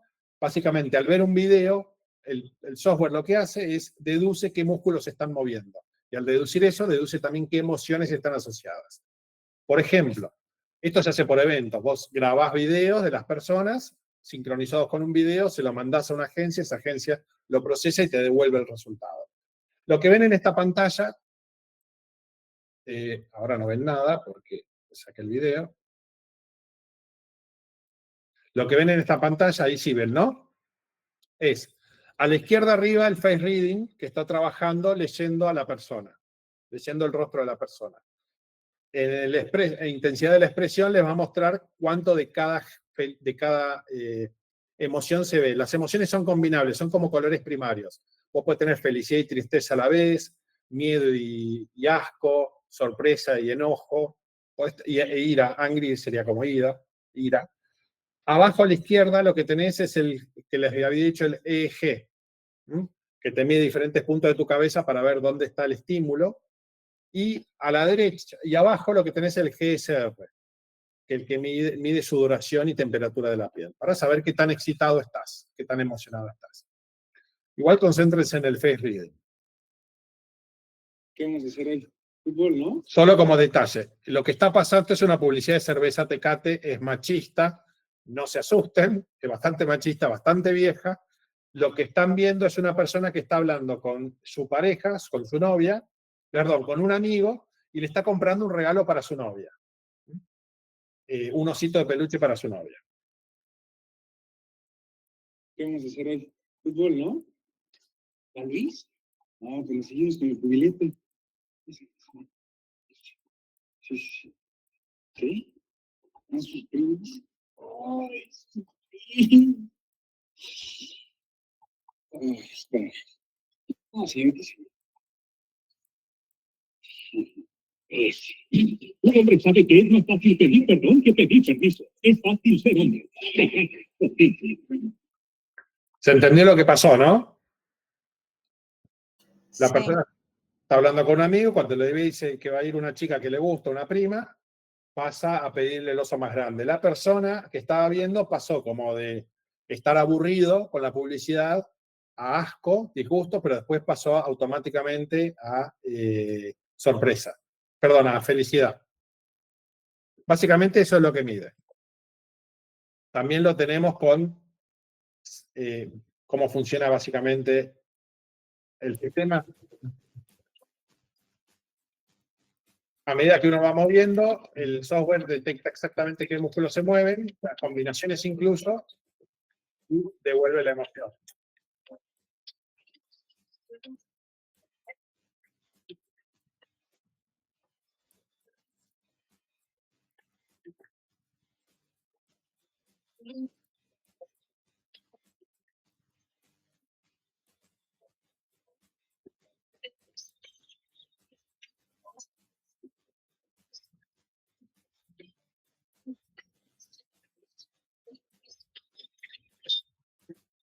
Perdón, ahí. Básicamente, ¿cómo funciona? Por supuesto, esto tiene uso siempre y cuando te interese saber qué tipo de emoción tiene la persona a ver tu publicidad.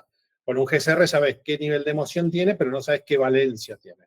Si es alegría, si es asco, no sabes qué le está pasando. Bien. Tiene otros usos estos, como por ejemplo también se usa para detectar el género de la persona que está mirando, identificar el rostro, bueno, esto ya lo saben, ¿no? Para darte una oferta de marketing y demás. Y, voy a aceptar un par de compañeros que estaban ahí esperando. Una vez que terminamos de elegir las herramientas, lo que pasamos es, ya sea que elijamos una entrevista, una encuesta, lo que sea, pasamos a la recopilación. Ahí le proyecto. Ahí está. Pasamos a la recopilación, que es básicamente, fíjense, hasta ahora lo único que hicimos es diseñar. ¿Por qué les parece que hay que dedicar tanto a diseñar y recién ahora vamos a salir a la calle a encuestar? ¿Por qué es tan fundamental el diseño? ¿Por qué tanto esfuerzo para el diseño? Y todavía no salimos a la calle a hacer una pregunta. ¿Qué les parece? Porque antes de preguntar tenés que saber qué preguntar y tener una estrategia. Y sí, ¿y qué más? ¿Qué pasa? Pues me equivoqué, tuve una mala estrategia, bueno, la corrijo cuando salgo, ¿no? Sí. ¿Sí? ¿Les parece bien? Es que ese es el problema. Es que no, Una vez es- Tiempo, porque una ya vez no que, sale una vez que diseñaste, si diseñaste mal, te genera el costo, una pérdida, porque no vas a tener el Exacto. resultado que esperabas de la encuesta y tenés que repetir la encuesta, es como nada, una pérdida, una inversión Pérdida de perdida. tiempo y dinero. Imagínense que vos no podés salir a hacer 20 entrevistas de un tipo o 20 encuestas de un tipo y después cambiar el formulario a mitad de camino y hacer 20 diferentes. ¿Por qué? Porque no podés comparar la primera muestra con la segunda. Eso es básicamente el problema de estar equivocándote a mitad de camino. Vos tenés que hacer un diseño perfecto, o lo más perfecto que puedas, y a partir de ahí salís a recopilar. Lo que solemos usar y lo que siempre recomendamos, y si ustedes trabajan en una agencia lo tienen que pedir, es que antes de salir a hacer la muestra general hagan una prueba piloto. ¿Qué significa? Lo que sea que uses, entrevistas, formularios, hace una mini prueba. Mandá 10 encuestas a ver si la gente se traba con alguna pregunta, le cuesta algo, lo que sea. Y a partir de ahí vas a poder después sí sacar la muestra general para que lo puedan hacer. Y por último tenemos el análisis. Eso que ven ahí es un análisis real. Bueno, también es real todo el tema de encuestas. Esto es un análisis real. Vos podés presentar el análisis como quieras, podés presentar el análisis como un informe, como un video. Lo podés hacer mostrando los resultados que te dieron. Podés hacerlo acá como ven un mapa. Cualquier cosa que hagas, el punto es que muestres el resultado de tu estudio de una forma honesta, fehaciente, que utilices la misma herramienta de análisis que diseñaste de entrada. ¿Por qué? Porque necesitamos poder tener información realmente confiable. Después tenemos un montón. Sí. Perdón, se quedó en la 4 de recopilación. Entonces me faltaba análisis, perdón, que no estoy... Ya sé por qué pasa esto de que se traba, me parece que ya tengo una idea. Voy a hacer una prueba. Tiene que ver con el Meet, Voy mientras cerrando el VLC por las dudas. Ahí, análisis. Puede ser así, con un mapa, como ven acá, que es un análisis real, incluso de uno de los estudios que les dije. O pueden utilizar un informe, pueden utilizar un video, pueden usar lo que quieran. Elementos para la investigación puede haber un montón. El punto es que utilicen un elemento que les sirva. Voy a recompartir la pantalla a ver si eso actualiza el Meet. Y a ver si ahora hago un paso. Y ahí pasó, ¿no? Bueno. Por ejemplo, esto que ven acá es la primera página de un formulario de 5 páginas. Esta es una encuesta larguísima, súper molesta, pero también pueden hacer una encuesta que tenga 10 preguntas. Todas tienen tanto valor como ustedes necesiten darle cuando hacen la investigación. El estudio que ustedes van a hacer para el trabajo va a ser no riguroso, tiene que ser sencillo, lo pueden hacer entre amigos, lo pueden hacer con un formulario online, y va a tener muchas menos preguntas. Lo importante es que intenten hacer la práctica para que el día que lo hagan de forma real o lo necesiten para un emprendimiento, lo que sea, puedan ser suficientemente rigurosos y puedan hacer un estudio confiable para sacar información que les sirva. Ahora les voy a mostrar algunas cositas que son importantes para poder armar su formulario. Siempre es importante que tengan en cuenta cómo lo van a usar. Los probabilísticos o no probabilísticos en este caso no nos va a servir mucho porque no va a ser probabilístico. Pero probabilístico es básicamente lo que estudiaron. Tener una muestra con un nivel de confianza X, por ejemplo el 95%. Esto lo recuerdan, ¿no? Margen de error que no sea más del 3,5, algo así. Y te va a dar un número. O sea, para una población infinita te va a dar unos 375 por racimo. Lo que sea. Pero típicamente se usa no probabilístico. ¿Por qué? Porque estás dispuesto a correr el riesgo de no tener todos los datos o de sacar una información que sea por ahí un poquito menos confiable, pero a un costo ridículamente inferior. Cuando tenés un costo ridículamente inferior no te lo pensás mucho.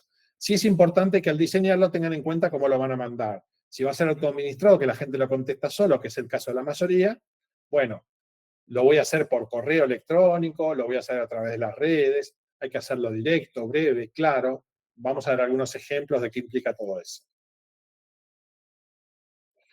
Algo también importante es qué tipo de preguntas van a hacer.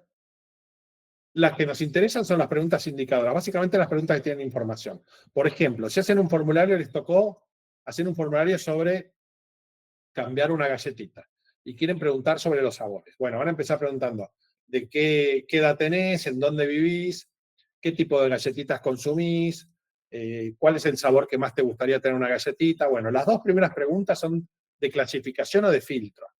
La diferencia es, si son de filtro es porque, no sé, vos querés que haya, no sé, 50 personas hasta los 30 años y 50 personas de 31 a 40. Bueno, está filtrando. Y después querés saber dónde vive para clasificarlo, para segmentarlo. Pero esas preguntas no nos cuentan. Lo que nos cuentan es las siguientes dos. ¿Qué tipo de galletita consume? ¿Qué sabor le gustaría? Esas son indicadores que nos van a dar una información que nos sirve, que no tienen que ver con clasificar o demás. Algunos consejos al redactar cualquier cuestionario que hagan. Lo primero es que hagan un cuestionario en extensión lógica. Nada que se pase demasiado de, no sé. Dependiendo de lo que hagan, si es una encuesta de algo sencillo, 7 minutos suele ser un límite bastante lógico. Se puede hacer muchas cosas en 7 minutos. Si las preguntas son cortas y fáciles de leer y fáciles de entender, incluso hasta podés tardar más tiempo. Cuando las encuestas son difíciles, con preguntas raras o complicadas, se pierde el ritmo y ahí hasta tenés menos tiempo para seguir preguntando. Parece extraño, pero funciona de esa manera. Encuestas más complicadas, 20 a 25 minutos, ya estás en un límite en donde hay que compensar de alguna manera. Con lo cual, tenés que ahí buscar otra forma de hacerlo. Pero la que van a hacer ustedes debería tardar entre 5 y 7 minutos, no mucho más. Usen un lenguaje acorde a la persona a la que encuestan, siempre con un vocabulario y términos adecuados a su nivel educativo. Si tienen dudas, es decir, si esta encuesta no está dirigida a personas técnicas, especialistas, o tienen dudas, que piensen en una persona de unos 10 años o que fue hasta 4º grado completo. Ese es un buen nivel para redactar un cuestionario.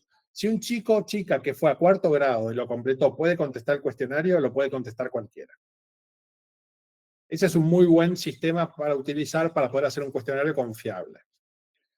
Las preguntas tienen que ser únicas, cortas y claras. ¿Qué significa? No sean redundantes en las preguntas, excepto sean preguntas de control, que es otro tema aparte. Y tienen que ser claras, es decir, lo que pregunta tiene que estar contenido de forma clara en el enunciado. y siempre traten de usar la menor cantidad de palabras necesarias posibles.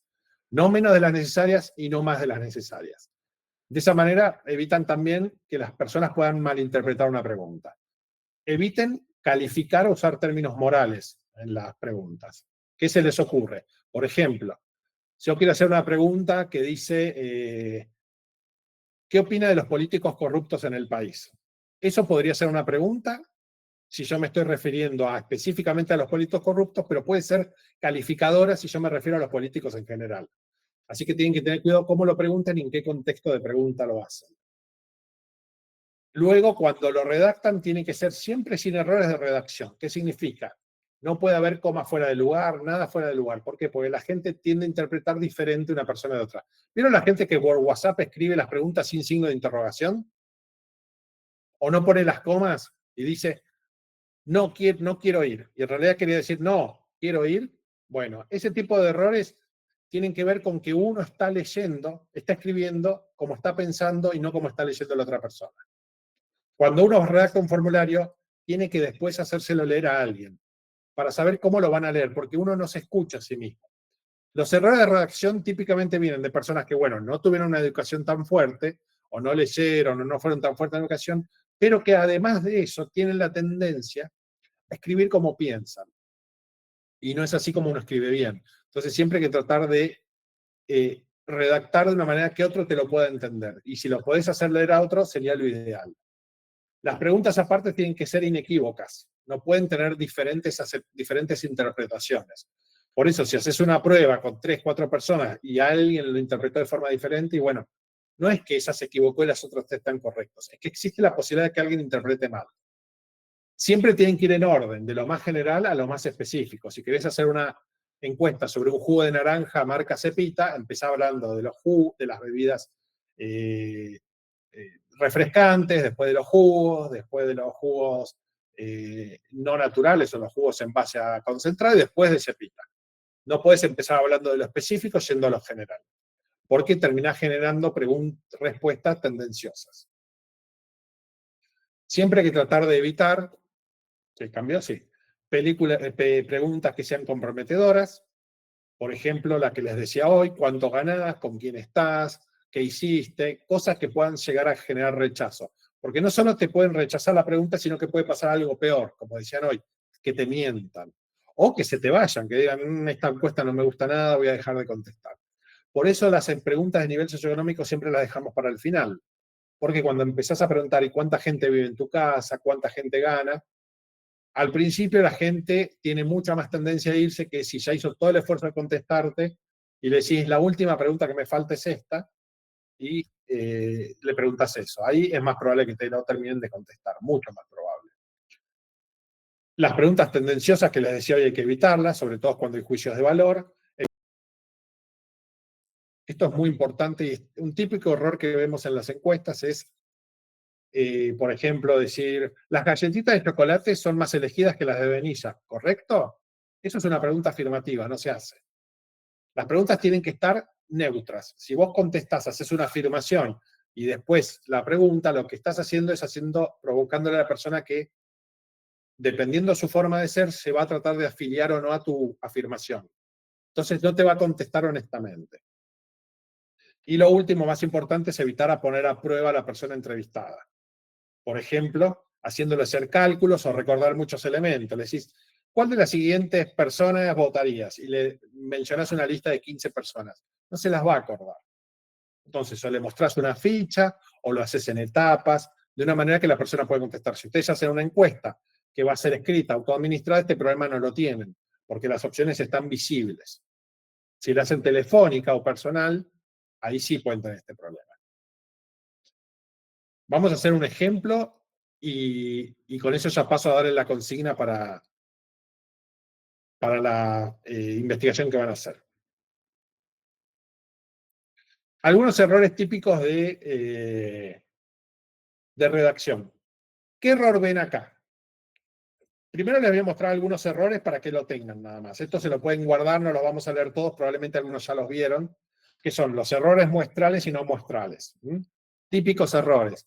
Errores de medición, errores de afiliación política, errores de impacto emocional, errores de interferencia, cuando la persona que está preguntando provoca tendencia, se viste de forma inapropiada, responde, se apura o no lee toda la pregunta. Igual vamos a hacerlo un poquito por intuición, que me contesten qué errores ven a continuación. Esto después lo pueden ver si tienen una captura. Por ejemplo, acá, ¿qué error les parece que está cometiendo esta pregunta? Tenemos una encuesta que dice, ¿qué opinión tiene de los funcionarios acusados por corrupción en el caso Skanka y de los funcionarios en general? ¿Qué error están viendo ahí? Primero asume que No se re- conoces el caso. ¿Cómo? Perdón. Que por un lado asume que conoces el caso y quiénes son esos políticos y de qué trata, por ejemplo. Perfecto. ¿Y Gabriela, qué decías? No, por la parte de ya hacer alusión a un caso de corrupción donde el caso opuesto puede que no conozca y el que conoce ya va a tener una tendencia por un juicio de valor según la ideología política que tenga. Bien, y ese juicio, a ver, uno puede preguntar cosas, está bien. Podemos cuestionar igualmente, como dice Fran, pues como cuestionar que sepa o no sepa del caso y demás, pero hay algo más evidente acá, que hay una interferencia causal. Yo estoy preguntando lo específico antes de lo general. Estoy provocando que interfiera la respuesta de la primera pregunta con la segunda. Lo que dijeron es verdad, y eso lo pueden notar de inmediato. Lo que es más difícil a veces de ver es que si yo estoy preguntando algo tan específico primero, me van a decir, sí, lo conozco, qué barbaridad, y después pregunto, ¿qué opina de los funcionarios generales? Es muy probable que la respuesta anterior interfiera con la siguiente respuesta. Pero también, como dicen ambos, hay errores de afiliación política, respuestas por asociación, son errores también que se suelen dar. Por eso hay que redactarlo diferente. ¿Qué les parece estas dos preguntas? Esta pregunta, perdón, ¿qué considera más sabroso? ¿Las galletitas Soria o las infusiones frutales Saint-Gothard? No me gusta la numeración. ¿Por qué numeración? Bueno, sacarle la numeración. Igual está bien, Tomás, pero podés numerar, podés numerar. Sí es verdad que cuando usen listas numeradas, tienen que mezclarlas para cada persona, porque si siempre la primera es la misma, va a haber tendencia a contestar la primera o la última. Eso es un error típico. Por la tendencia central que tenemos, que cuando se presentan listas, esa tendencia se invierte y va hacia el primer y el último elemento, por memoria. En este caso es un error más evidente. Le estoy pidiendo que me digas qué... ¿Sí? Lo que está comparando no tiene que ver entre sí, o sea. Correcto. Acá hay una interferencia por un diseño deficiente del cuestionario. Es decir, le estoy pidiendo que me compre una galletita de vainilla o de chocolate con un té. No son cosas que se comparan. Por lo menos no en términos generales. ¿Y acá qué les parece? Léanlo ustedes porque es muy complicado. Las dos tienen un error similar. No lo terminé de leer, pero porque no entiendo nada. O sea, no es un lenguaje que se pueda entender, como decías, una persona de cuarto grado. Correcto. Que no hay que poner a hacer cálculos a las personas. Poner a hacer algo complejo a la persona que tenga que estar sacando cálculos, habías mencionado. Bien. Es básicamente un desafío cognitivo. Este es un error mucho más común de lo que piensan en los formularios. La gente, para ahorrarse tiempo, hace preguntas difíciles o preguntas mal formuladas, complejas, que las personas no entienden. O les hacen hacer cuentas. Para que se den una idea, el producto que ven arriba es lisoform. Y lo que ven abajo es el miedo irracional al pronunciar palabras largas o complicadas. Pero nadie lo tiene por qué saber. Y es real ese miedo, ¿eh? Está en el DSM-4 tal como dice ahí. ¿Y este qué les parece?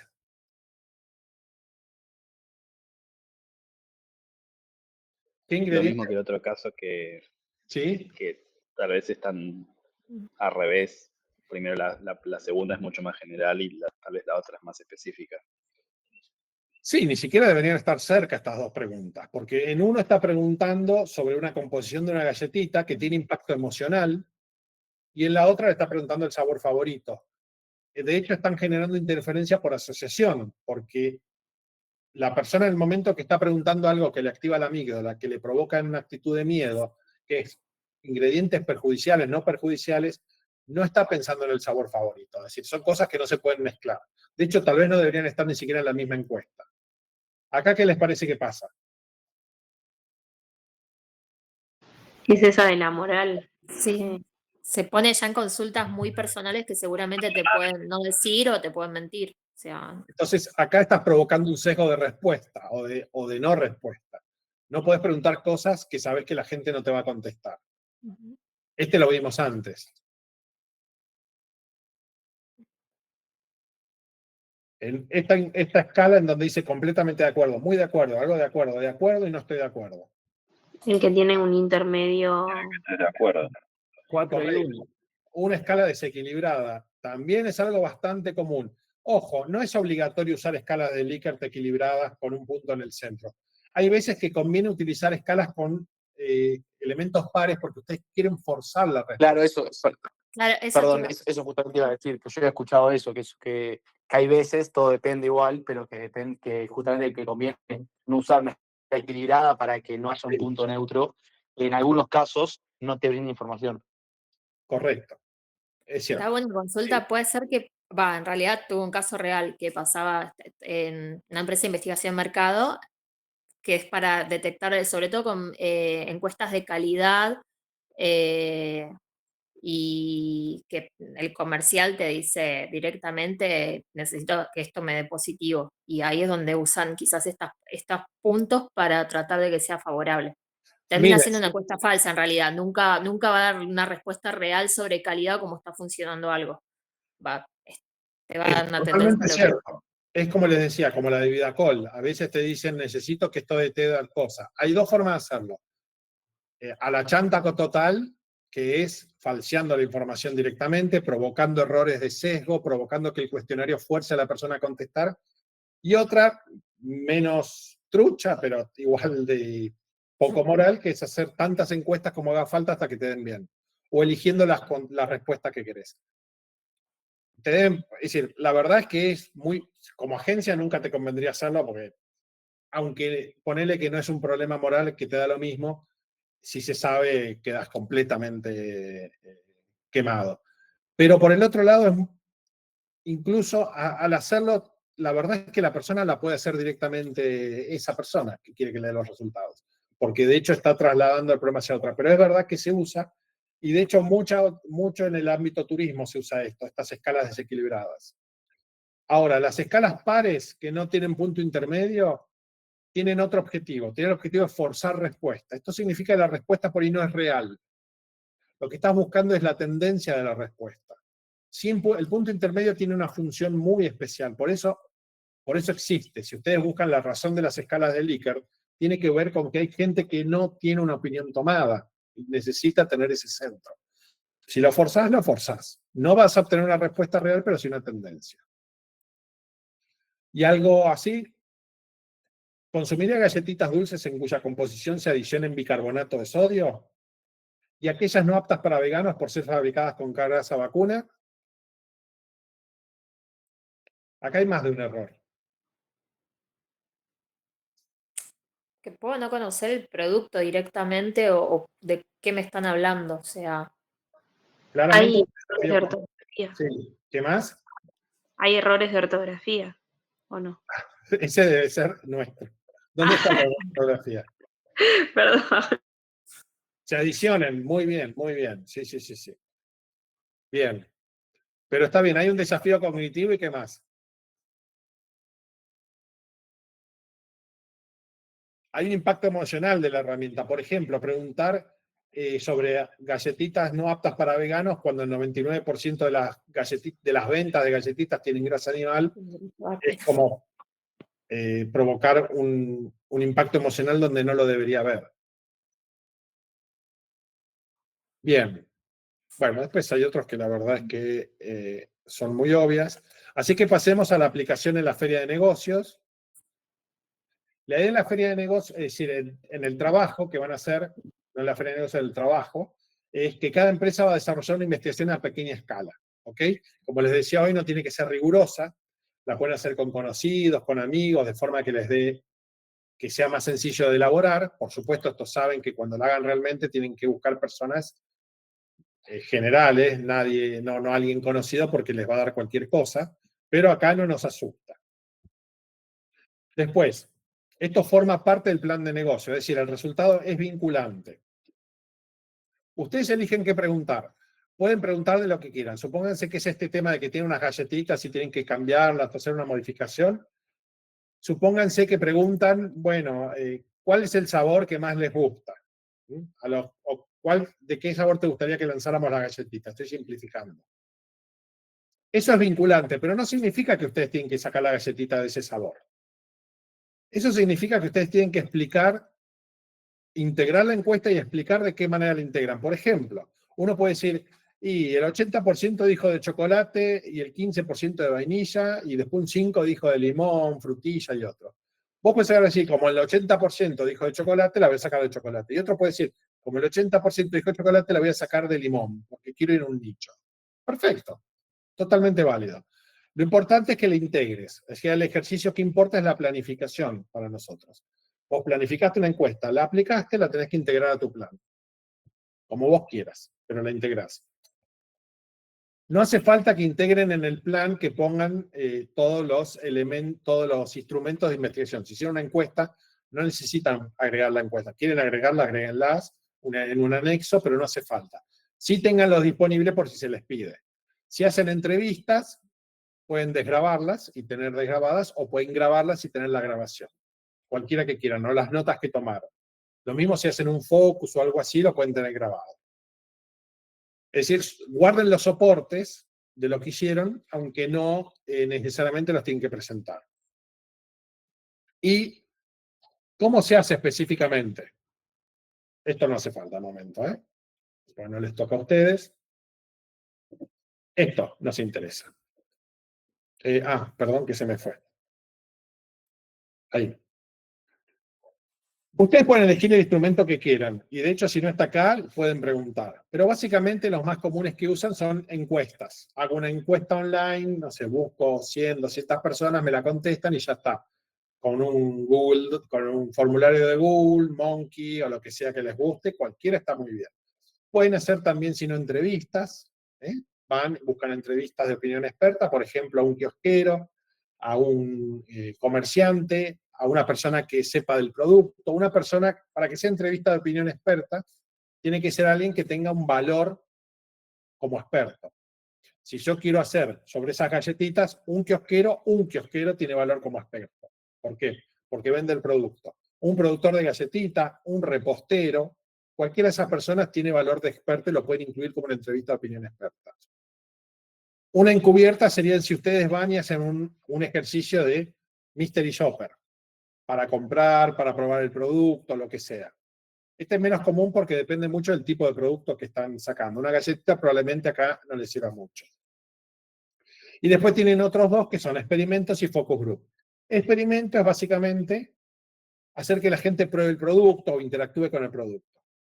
Por ejemplo, nos ha pasado una vez que justo uno de los integrantes del equipo tenía el cumpleaños de, no sé si era un hermanito o algo así, y tenía como producto unas, no sé, era como unas golosinas que tenían como ruidito. Entonces llevó la golosina al cumpleaños e hizo un mini evento en donde les hizo probar la golosina a los chicos y ver cómo reaccionaban. Ver si se les gustaba y se lo llevaban, o si no les gustaba y lo dejaban en la mesa, y ver qué pasaba. Bueno, eso es un experimento. Entonces pasaron 10, 12 chicos y probaron el producto. Un focus group sería que se junten con unos 6 amigos y hablen del tema. Cada uno tiene unas características. Si quieren pueden llevarse una captura de esto. Si deciden hacer una encuesta, hay de dos tipos. Encuestas descriptivas y encuestas causales. La descriptiva es que les pregunten cosas simples. ¿Qué galletita te gusta? ¿En dónde la compras?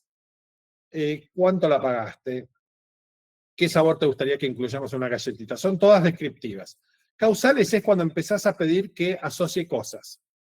Cuando vas a estudiar, ¿qué tipo de galletita preferís consumir? O, esta galletita, ¿en qué momento del día la preferís consumir? Son todas a causa-efecto. Es decir, hay una razón para consumirla. Si haces encuestas descriptivas, cada una va a valer medio punto.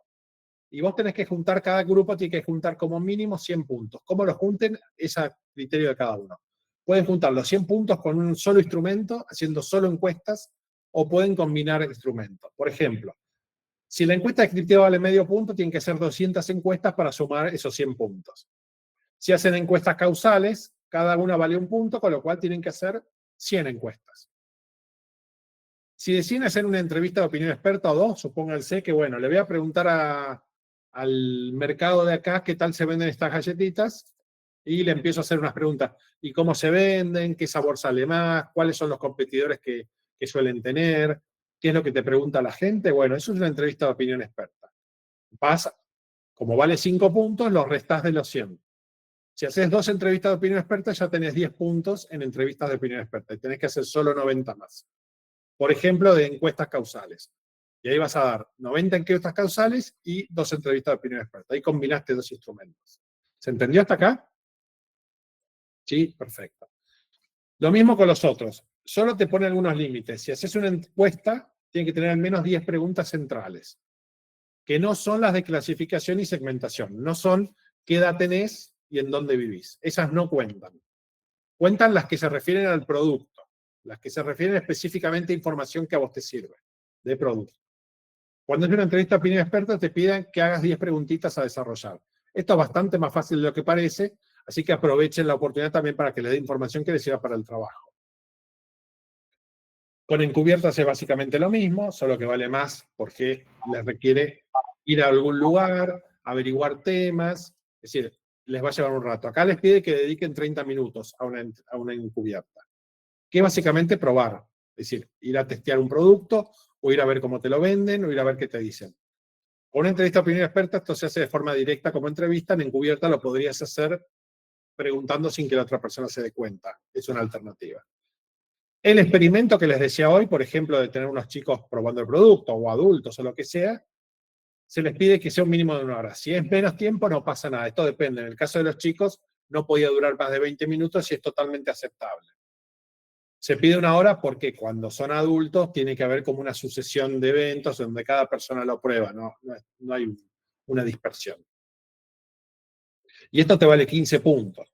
Y el focus group te pide 6 personas como mínimo durante 45 minutos, en donde vas a plantear una serie de temas. Esos temas los van a estar debatiendo en ese tiempo. Cada focus group que hagas va a valer 20 puntos. Si vos haces 2 focus group, por ejemplo, juntás 2 grupos de amigos de 6 cada uno y charlan el tema de tu producto, ¿qué les parecería que lancemos? ¿Cómo lo harían? ¿Cómo cambiarían el packaging? ¿Qué tipo de cambio les impactaría más? Bueno, con eso, esos 2 focus ya tenés 40 puntos. Solo te restan 60, que lo puedes hacer en encuestas, en entrevistas, en lo que quieras.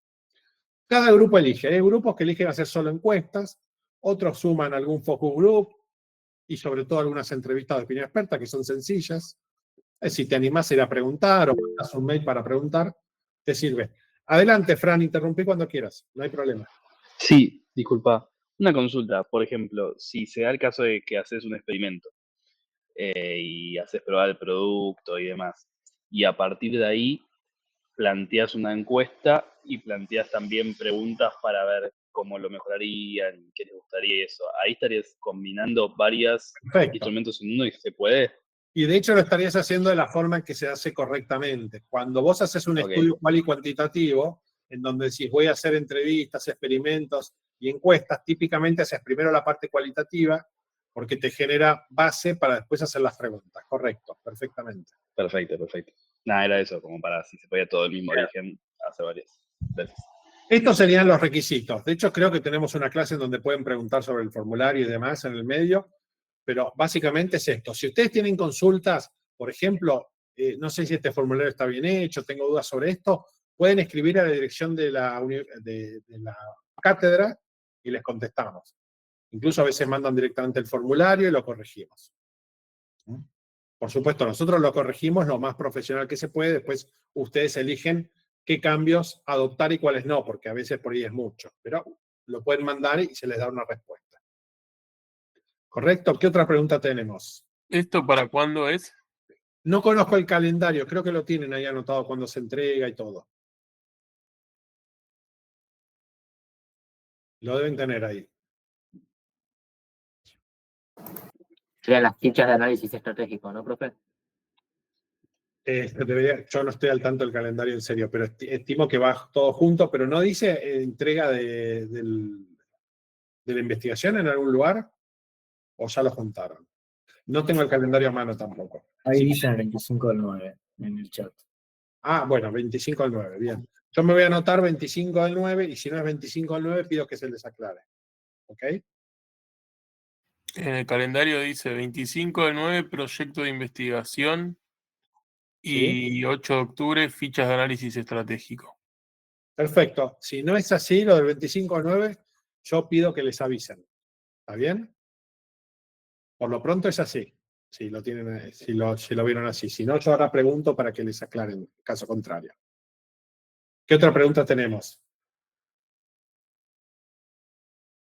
¿Ninguna otra? Bueno, entonces nos estamos viendo la próxima. Dale, gracias, profe. Dale, Muchas muchas gracias, gracias. ¿eh?